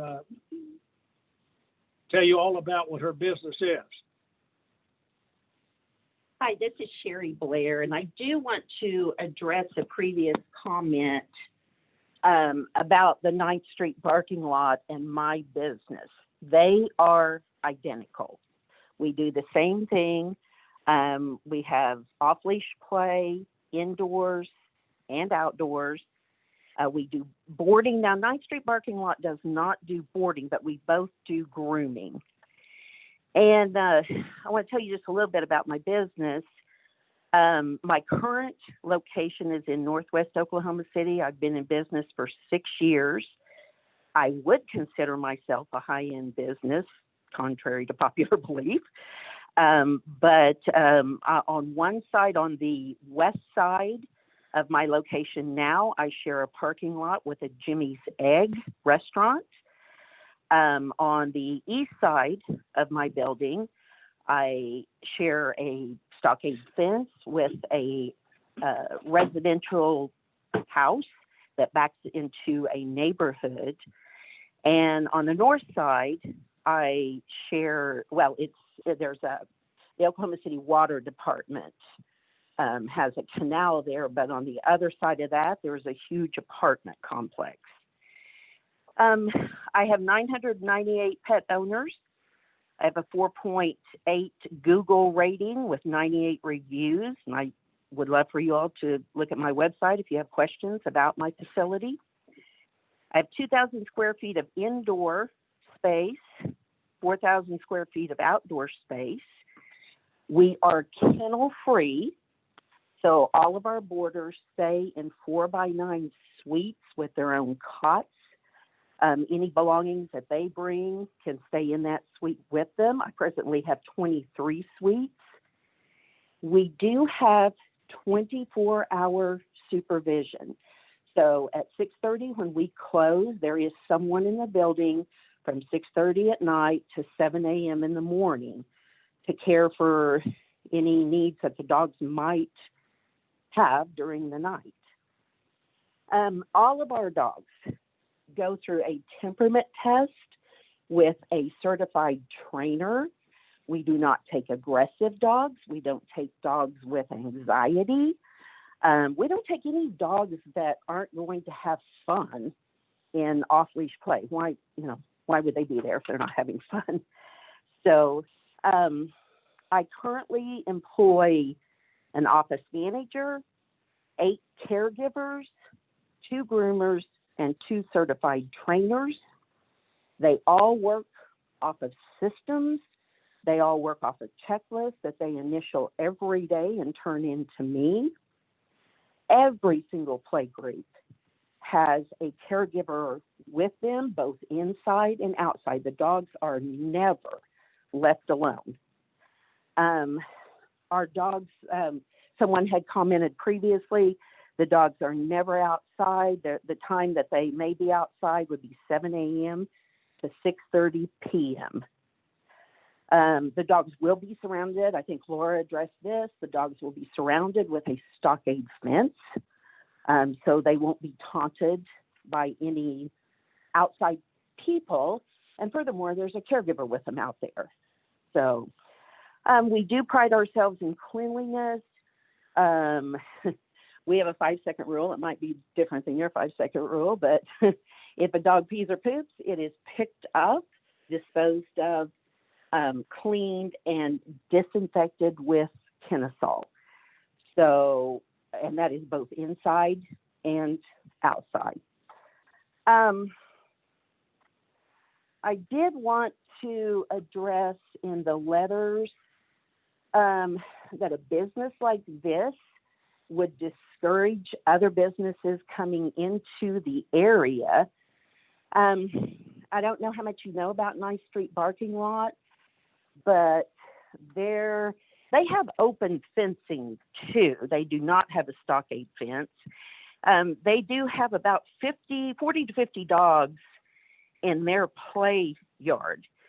They are 41 feet from condos that line Oklahoma. I believe those condos were built after they were there. I'm not sure exactly on that one. There is also a business right behind 9th Street Barking Lot. It's 3 Northeast 8th, and that is the 8th Street Market, and it came in after 9th Street Barking Lot. There's also a brand new housing addition that is going in 361 feet away from the barking lot. That is 33 Northeast 7th, 31 Northeast 7th, and 25 Northeast 7th. Those houses have already been built, and they're clearing the area for more. So I don't think it discourages businesses from coming in. So also, I want to address in the letters that were sent to you, the dumping of waste. Again, I'm not quite sure the perception of what happens here, but like I said, every single time a dog pees or poops, it's picked up, disposed of. So someone mentioned the runoff of rainwater.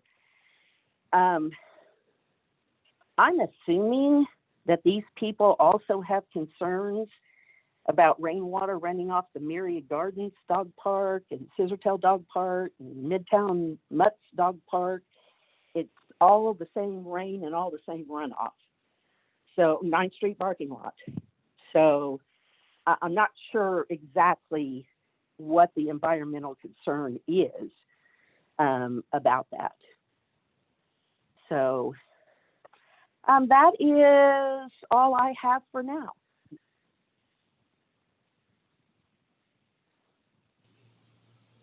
This is Bill Collins again. Does anybody have any questions of Ms. Blair? I was going to ask if the committee members have questions for the applicant at this time.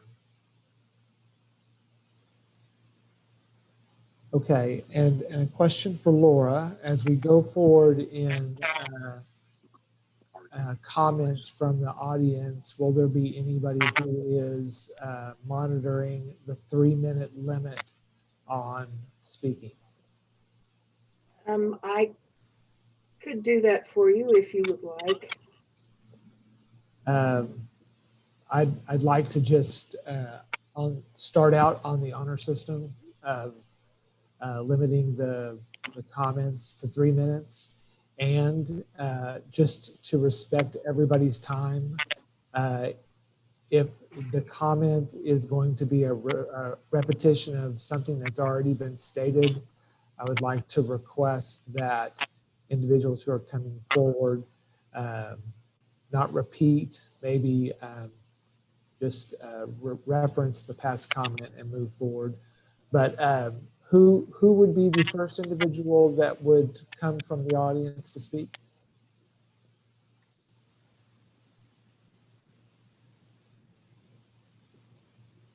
I think, Mr. Robles, if you could unmute. I know you two are, Mr. Dow and Mr. Robles are on the same call, but you're muted right now. Mr. Dow, thank you. Okay, there we go. Can you see me? Yes. Okay, well, let me just start. Just with 3 minutes isn't much time. But let me just tell you who I am, first of all. I'm the president of Dow Properties. We own 2 buildings that are within 300 feet of the applicant. And the case we're going to make is the following. There are a lot of externalities involved with an outside dog park. We've got the potential of barking that's going to be annoying to tenants. We've got potentially of odors, which are going to be annoying to tenants. Maybe the person will control the barking and maybe they won't. We would be then put in, if we have to monitor this and we have some legal recourse, that's going to be very expensive. And under current zoning, we don't have to bite into that. So I'll just be blunt. We've just in our own company, our gross rent of the 2 buildings we have 3 buildings in there. The gross rent's $550,000 a year.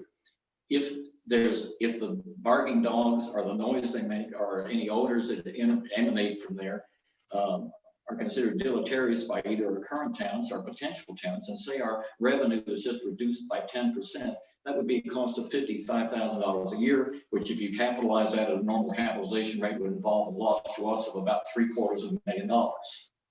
And you'll see that other people there that have office buildings, and in some cases residential, are faced with the same problem I am, and you could pretty much multiply that number by 4. So to be blunt, I think it is, my guess would be it would reduce our rentability by about 10% for this dog park to be there. And that's going to cost us $750,000. Now, that's only going to cost us $750,000 if the zoning is changed. Now, what is the solution to it? The solution that would get the applicant out of this mess and avoid us having an unnecessary loss is simply to enclose the dog park. A simple enclosure, an enclosed building, can be done for as little as $20 a square foot. And that's what I would suggest. If they enclose the structure, then there's no monitoring required, whether they're doing this at night or during the day, or whether they're cleaning the dogs properly, or their smells or not. It'll be contained within the building. And that would be my suggestion. Just enclose the exterior. The problem they got is that obviously the building they've rented isn't large enough. So they should just make an enclosed dog run, and then there won't be any issue. We wouldn't be here protesting. And that's allowable under their current zoning. And that's my recommendation. And with 3 minutes, that's probably about all I can say. I can introduce Mr. Robles, that is representing 2 people, to show what he sees as some potential untoward things, which will illustrate the problems I allude to. Well, I'd like to use my 3 minutes, and also Mike Berryman. I'm an attorney. He's authorized me to speak on his behalf because he couldn't be here for the meeting. But he did submit his written protest, which you have. That would be Mike Berryman Enterprises, who's within the area affected by the barking dogs. Now then, we're talking 40 to 50, maybe more dogs. You've got a 7,000 square foot building enclosing dogs, plus another 7,000 feet proposed for outdoor exercise. However, it's not limited to outdoor exercises. Outdoor kennel use, which is currently prohibited by by the zoning requirements. Once you give the use, then the sky's the limit. So we protest that issue. Now, want to bring your attention to reining. These dogs, depending on how many dogs you have, are not all going to be indoors. They're going to be outdoors. 40 to 50 dogs outside. As soon as they hear another dog, they're all going to start barking. Now then, I don't know, is there going to be a limit on the number of dogs that the city is going to monitor? This would be incredibly difficult. The city right now does not even monitor outdoor parking and issue tickets on Northwest 5th for various reasons. Who knows why? I suspect that no one is going to be monitoring the activities of the doghouse. Now then, if men were angels, we wouldn't have need of laws. We wouldn't have zoning requirements. Unfortunately, they're not. And what the city has encountered previous to 2014, the state laws were very strict. You could not have a kennel within 2,500 feet of a school. There's Emerson School, well within 2,500 feet. There are churches all around this proposed area. We have the public metro station with children walking up and down the streets. Now then, 40 to 50 dogs outdoors in a concentrated area of 100 feet by 100, basically within 5,000 square feet, that is the potential for a lot of biological waste and rain doing its work. Now then, the other areas spoken of by Ms. Blair are organic areas. Here we have basically AstroTurf on top of concrete, and the biological waste will run off given rainwater. Now then, I live at 411.5 Northwest 5th Street. I will be living next door to this kennel. And that is why I'm up in arms about this. Now then, and so I don't wish to adopt a strident tone, but I wish to be emphatic and to tell you that I will be the person most affected by this, because I don't go home at night. I go upstairs to my home. I don't drive off and leave this. I'm going to be living next door to a kennel 24/7. So as a advocate, as a trained advocate, I may be getting a little excited and emotional about this, but I do wish to state my most strenuous objection to the change in the zoning when, reasonably speaking, I had advised Ms. Blair personally that before she spent any money, that the zoning did not allow it. She then informed me that, the city informed her that they had made a mistake on their building permit. And in the meantime, she also told me that she was told by her landlord that the so-called use that she wanted to use was legal. Obviously, she didn't take the chance or didn't decide to challenge her lease before spending money, before committing to money. And I would like to bring your attention, how does one get a building permit before one signs a lease? Obviously, she signed a lease, then got the building permit, because you can't just go somewhere and say, I think I'm going to build here and not have any rights, and then go get a building permit. You got to have plans. You've got to have a location. This was already decided months in advance, and that dog won't hunt, so to speak. And as for being committed for $600,000 worth of lease payments, she should have certainly done her homework as to whether the zoning would allow it. It's a public record. And certainly, my point would be that, yes, as Mr. Dallas said, the whole problem could be solved with an enclosure. It will cost a little more money, but she has a sizable investment, so she should enclose it to protect her investment. Now then, that being said, why should myself, Mr. Dowell, and all the other people who've objected to this, who have financial interest in keeping a quiet business zone present, why should we be taxed with any loss related to having a dog park? And why should we be discounted in our expectations of future growth, future profits, future economic advantage, because somebody had decided they don't want to enclose it, and it would be cheaper for them to go to the government and say, it's okay, change the zoning just for me. I'm going to be nice. I'm an angel. I have all the best intentions.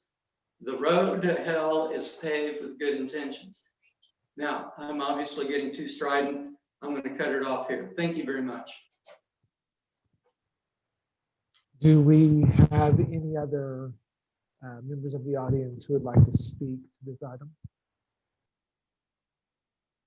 Could I add one thing if there's no one else? Let me see if there's anybody else who's in the audience who wishes to speak. Laura, do you know if anybody is in this meeting? I'm not sure who, there's two that are on with just phone numbers. You might just repeat it again. I thought there were going to be a few more people. Sure. So you might just announce it one more time, and I think we've given them ample opportunity. And then Mr. Dow. Is there anyone else in the audience who would like to speak to this agenda item?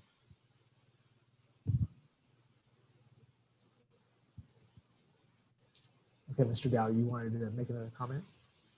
Yes, and that is as to what your role is. A case similar to this came up about 10 years ago when there was a rezoning required to allow treatment for garbage that people turned in. That was on 5th Street, right near the bus station. And the Downtown Design Review, it was different people on the review board at the time, was asked to make comments just like you're being asked to make now. And I think the reason that it goes to the Downtown Design Review for a comment is obviously the reason we have Downtown Design Review guidelines is to promote the growth of the city. And so in that sense, even though it may not be the actual ordinance that you guys are responsible for, it does have effect on the overall mission while all of us are here. And so that's why they just asked for your comment, which has no, it's not in any way binding on anyone. It's just merely what your take is on the situation. And I think basically, I was a professor of economics for years. We have a problem here, what I call an externality. In other words, if for me to make money, I've got to cost you money, then you should reimburse the people for the externality. And the externality in this case, I'm going to run a dog park, and I'm going to save some money if I do it this particular way. And so, well, why shouldn't I be able to do that? Well, because you're imposing on the rights of other people, and it's costing them money for you to be allowed to do what you want to do. It's just like why you shouldn't be making loud noises after 11 o'clock. And I think what I want to be sure that your committee understands is that just a very small reduction in the rentability of office space in the area has a very huge cost that's sometimes hard to comprehend. It's like I mentioned, if it just affects our revenue 10%, that's going to cost our company $750,000, which when you look at the cost of enclosing the dog park, which would solve the problem, be within current zoning, it'll cost them a little more money, but it's going to save us a fortune. And why should we have to spend that fortune? And then that's just us. There's other people that really are affected even more than we are that have protested. And another thing I'll mention is that we didn't have very much time to prepare for this. And a lot of people are on vacation, and that's what makes it difficult. Because otherwise, there'd be probably a lot more people show up to testify. Thank you. Do we have any questions or comments from committee members? Are you ready for comments on the subject itself, Tony? Yes, I am. Okay, because I do have some thoughts on this.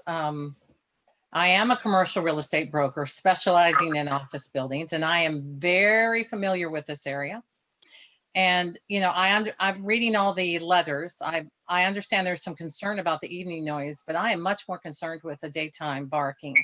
The Embark station is immediately to the east, and it causes a great deal of pedestrian traffic on that block.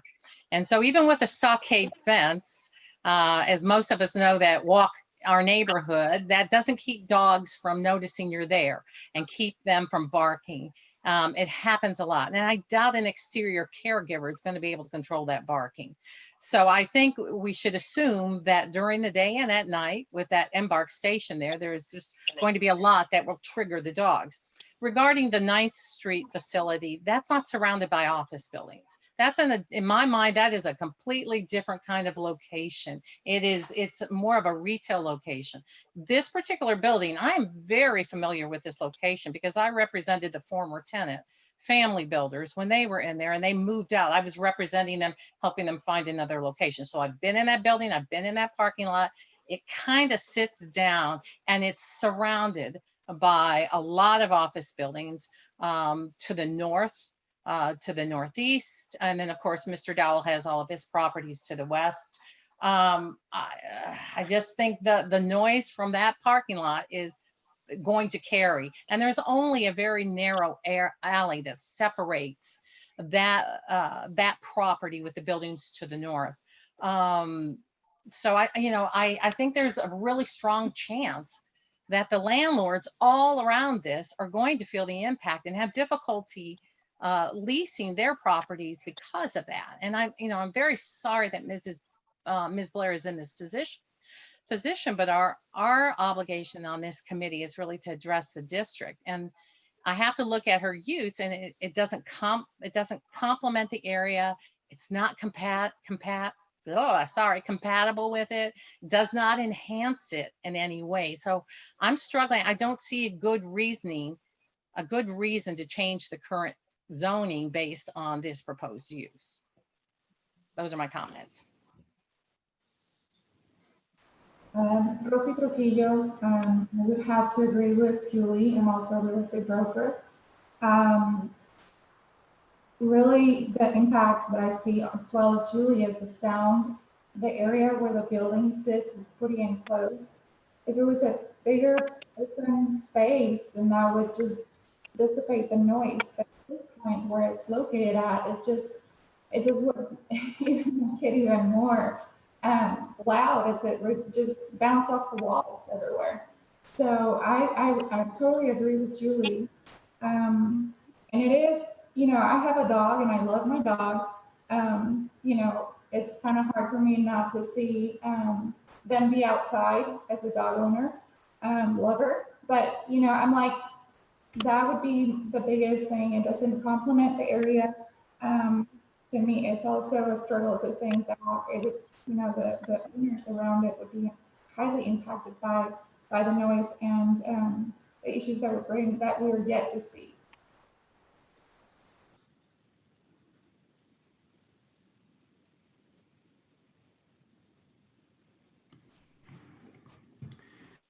I would be this is Corey Bates. I would be on the fence with this, and to be completely honest, I'm glad that I don't have to make a decision on the actual spud.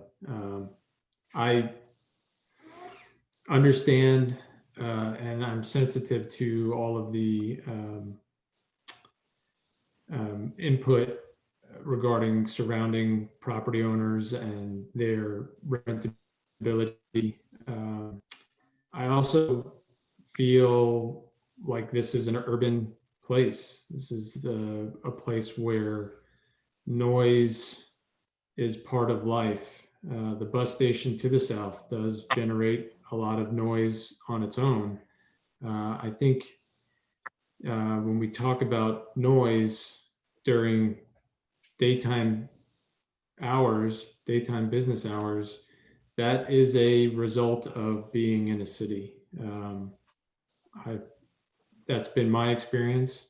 I've also been around the dog park on 9th numerous times before COVID. My office is just on the other side of 235, and I've walked by that property often, going to get lunch and such.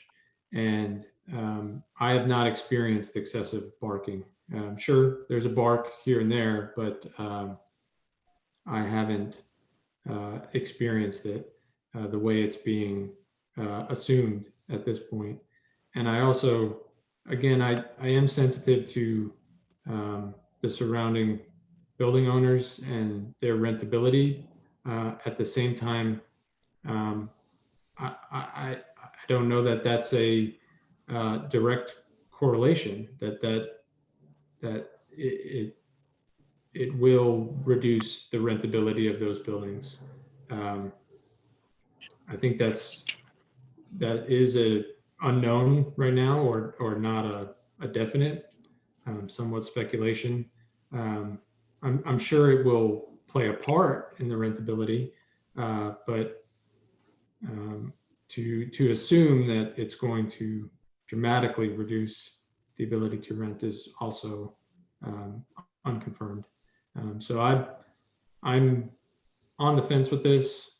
Again, I'll just say that I do support the two statements that staff has provided or recommends in the staff report in communicating to the Planning Commission as they relate to the requirements of the DBD, the design regulations and guidelines that we do oversee. I am in support of communicating those. Can I respond to Corey, please? I hear what you're saying about, the rentability of the properties around it shouldn't be the deciding factor, but there should be very good reasoning if you're going to subject those property owners to that kind of distress. And as an office broker, it doesn't take much for a tenant to turn their nose and go look at something else instead. So I do think it's going to have an impact. And then again, that shouldn't be the deciding factor. But there's nothing about this that's going to enhance the area in my mind. It doesn't complement it.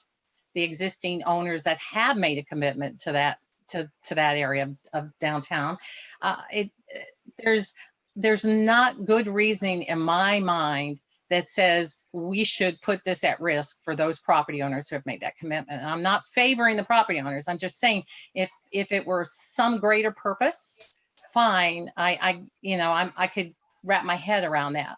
But as an office broker, I do know how much the little things impact. And this is a big thing. This will be a big thing. And so I'm not hearing enough good reasoning,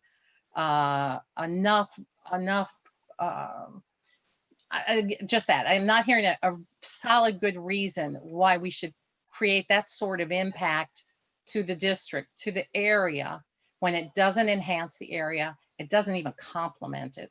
So that's my rebuttal to what you were saying.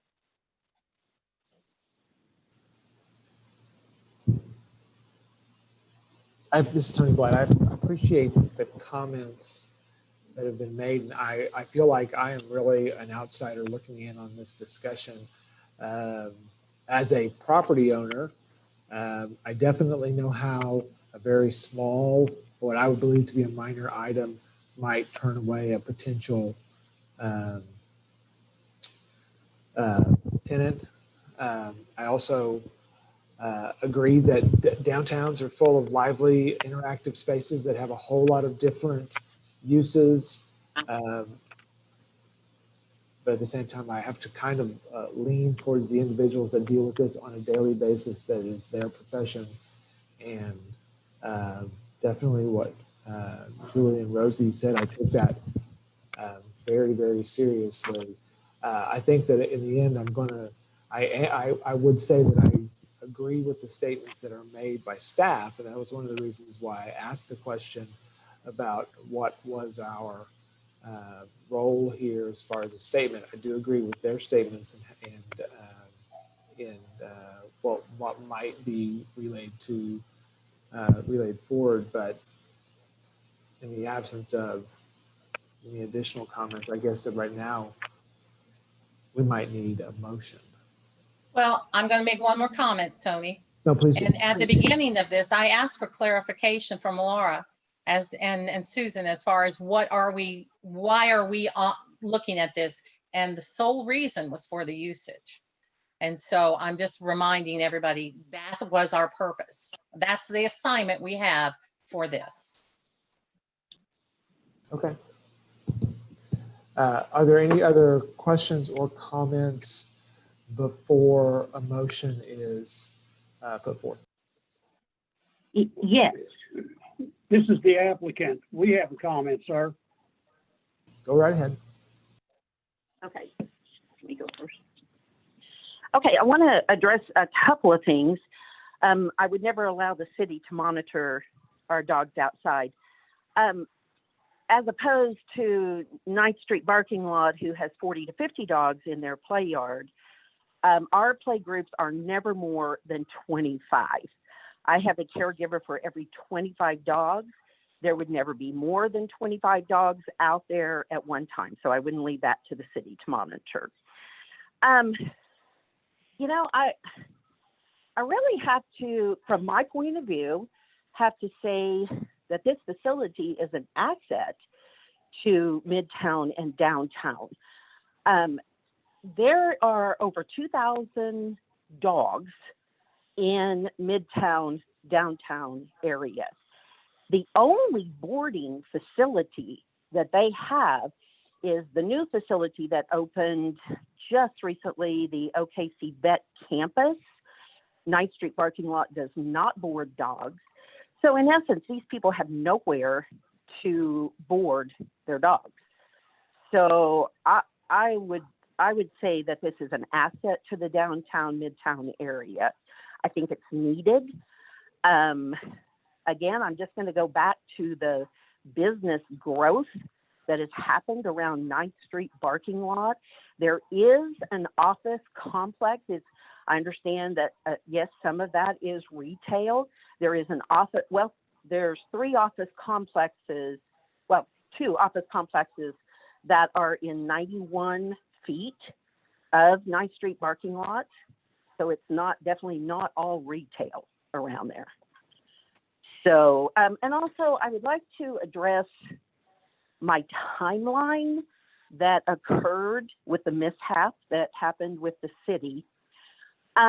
When I initially, the day that I looked at the building, my realtor and I said, I will not do nothing until I go to the zoning and see what that looks like. We physically, this was in January, we physically, back when you could, walked to the building, went to the, I don't know, 3rd, 4th floor, whatever it is, the zoning place, asked them, I told them what my business was, told them the address. He did some research, assured me that it was okay. I then pursued talking to the owners, but did not, just showed some interest. I then did a building permit, got the permit back that said the 8300.10. I never questioned that because of 9th Street Barking Lot. I mean, they're less than a mile away from here. Why would it be any different? I then, after getting the building permit, signed a 10-year lease. I then, at that point, started demolition on the inside of the building. 3 days after I started demolition of this building, my neighbor came over and asked for some clarification. I went over to visit with him. I find it hard to believe that anybody could think that I could call Mr. Smith and say, oh, I tore up your building, I want out of my lease, Yeah, I had already obtained a $350,000 loan at that time, but the building had started demolition. So I just wanted to clarify that timeline that I went through with that. So do you have anything else, Mr. Collins? I'm not a dog expert. I have dogs, but Sherry's a dog expert. She tells me that dogs bark when provoked or when they see something that's out of the ordinary. If a stranger approaches, which they wouldn't necessarily be able to see, then they'll start barking. or if a squirrel happens to be there, they'll start barking. But if there's any one dog that is out of hand, that dog will be taken inside. Sherry's here to confirm that. Yes, absolutely. Well, and plus, you keep in mind, the dogs are all screened ahead of time. So the ones that are aggressive or make a lot of noise anyway, they would never be allowed in the facility. She wouldn't take them.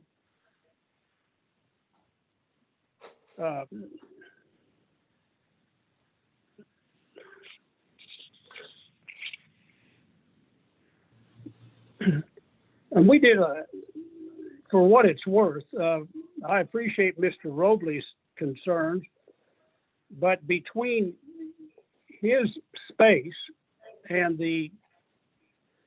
where the dogs will be located on the west side of the building, Mr. Robley's space is immediately east of the building Miss Blair is renting. There are a total of 3 double brick walls, and there's going to be a firewall that has to be built inside the building. So Mr. Robley's, I think his concerns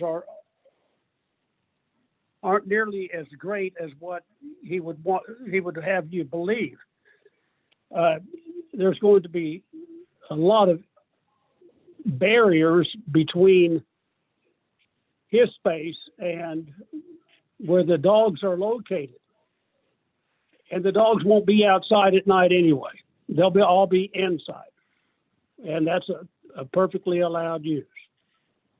As a matter of fact, all the buildings that surround this are at least 100 feet away. And they're all brick buildings. Now, there's noise downtown. There always has, there always will be. Dogs, there even, I'd be walking a dog and it would bark. But this is just part of life. And with all due respect, I don't see how this could harm any business or any person because of the distance, 1, the barriers, 2, the dogs are screened, 3, and if there's a particular dog that is out of hand, it goes inside. So there are 4 reasons alone right there. Do you have any other questions?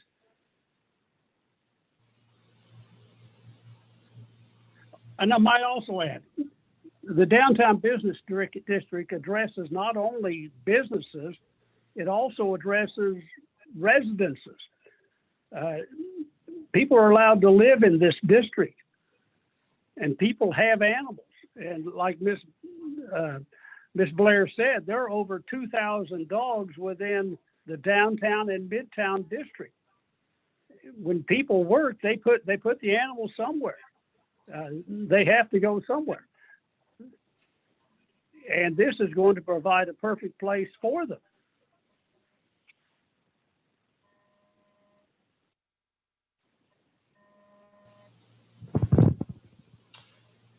Is there a committee member that would like to craft a motion on this item?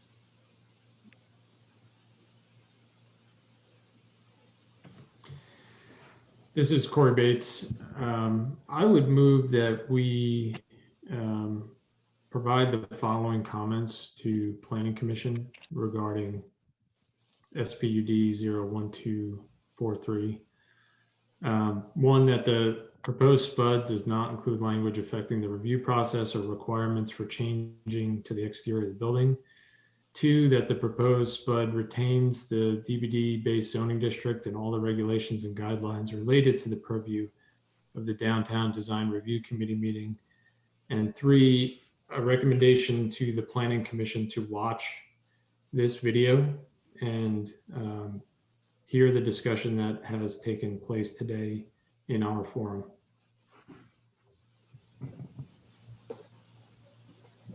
I have a Bates' motion. Could I get a second? Trustee Trujillo, I'll second. Okay, we have a motion and a second.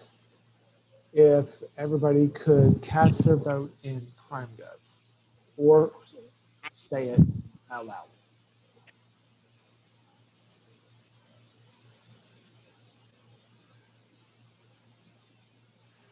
Committee member Trujillo, would you go ahead and repeat your vote out loud?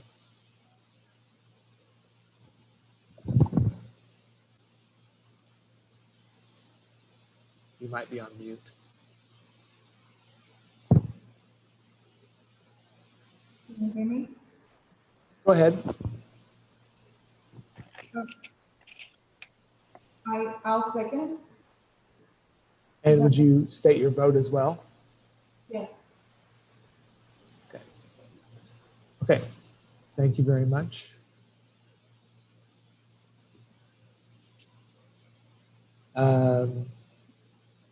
Laura, that exited my screen before I could see if it passed. Yeah, I'm sorry. I was just looking. I believe it was a 3-1 vote in favor of the motion. Did anybody else also see it that way? This is Jennifer here on the call. Laura, I can confirm that it was 3 passes, ayes, and Kriegel is nay.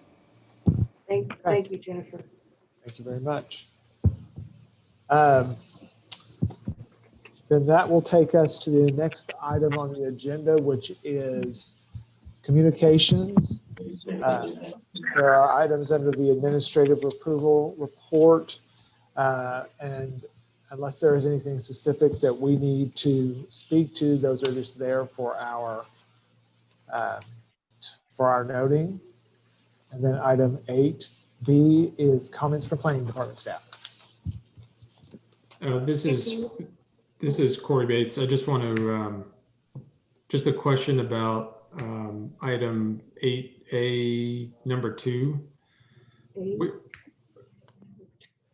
The AT&T small cell pole in the streetscape. Where did we land with regard to those? And I guess how is this one? Because I feel like they've come before us before, and I guess could we talk about that item at all and sort of how it's administratively approved and where we're at with what's acceptable on those? That's fine.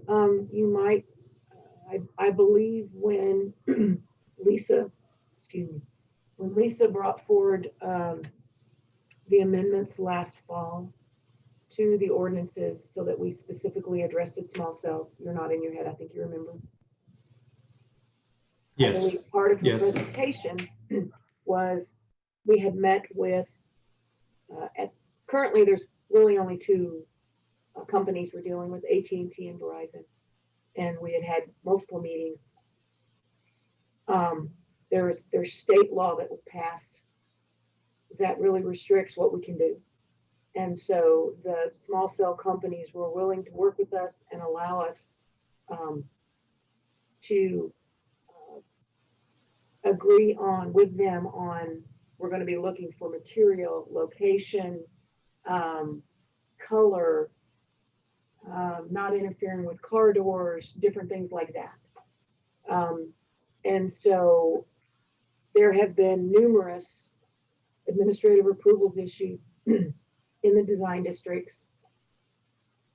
The only applications that go to any committees is any in the historic districts, and they go before the Historic Preservation Commission. There have not been as many of them installed yet. There's one just down the street from the office here on Walker by the Goodyear place that's 3 or 4 blocks north of my office. And it's up next to their sign, so you can't really see it very well. And so we're basically looking to make sure that it matches, because we can do that with the color. It is my understanding that Public Works no longer allows wooden poles, because we didn't really like the wooden poles anyway. And that the information they provide us is accurate and we keep our walk paths. Sometimes they propose them in areas that, in our opinion, are interfering with walk paths, and we ask them to move them. So they have moved them in a lot of cases. We haven't just blatantly agreed to everything, but it's not as if we have the ability just to say no because we don't want them there. I can tell you that it's becoming harder for them to find locations, and that they're actually looking to put them on private property. And I'm thinking back to the very first hearing, Julie, that we had way back when. You might remember that one. That was a very interesting meeting. That was one of the things that you commented on. So I think they're having to look at going on private property. It'd be fantastic if they go up on top of a building somewhere and we won't even see it. But they have more limited range than I thought. They literally only go like a block. I guess you could say you can draw a block circle around them. So we're ending up with them, you know, every single block we're going to have them. And that is frustrating. But that's kind of where we are and what we look at. Does that help you any? Yes, thank you for that. Thank you. Do we have any comments from planning department staff? Well, I will let you know next week about the meeting next month, believe it or not. It is possible that I might be able to give you the day off, but I don't know yet. We got our fingers crossed. Okay. And so if it comes down to it, if the only thing I have on the agenda is the 2021 meeting schedule, you better believe I'm going to boot that to October. I was hoping you were going to put us in the new council chambers. What was that? I was hoping you were going to put us in the new council chambers. Oh, well, I don't know. We haven't heard when that's going to be. We were in there for some staff training on the new equipment, so we've seen what it looks like. And oh my goodness, are you guys in for a change? Touch screens, all kinds of stuff. It's kind of cool. But I haven't heard anything since that. That was a few weeks ago. So, you know, we'll be getting back with you. At this point, we're still, you know, for September at least, we're still looking virtual, but we will definitely let you know. Okay, that was my question. Okay. Do we have any comments from committee members? I want to say thank you all for your patience. I know that these meetings can be challenging at times, and especially when we're doing them virtually, it makes it even more so. But I appreciate that everybody's input, conversation. It makes it easier whenever we've got a good group. So thank you. So we don't know if we have a meeting in September. You'll let us know next week? I will let you know next week, yes. Okay. All right. So Laura, for the record, I'll be at a virtual convention that week. I'll be sitting in front of my computer for 4 days in a row, watching Zoom meetings, so I won't be able to attend. Okay. I think you already told me that. Yes. So I just want to say thank you, Cameron, and thank you, Jennifer. Great meeting as always. Thank you all. We're adjourned. Bye. Bye, guys. Thanks.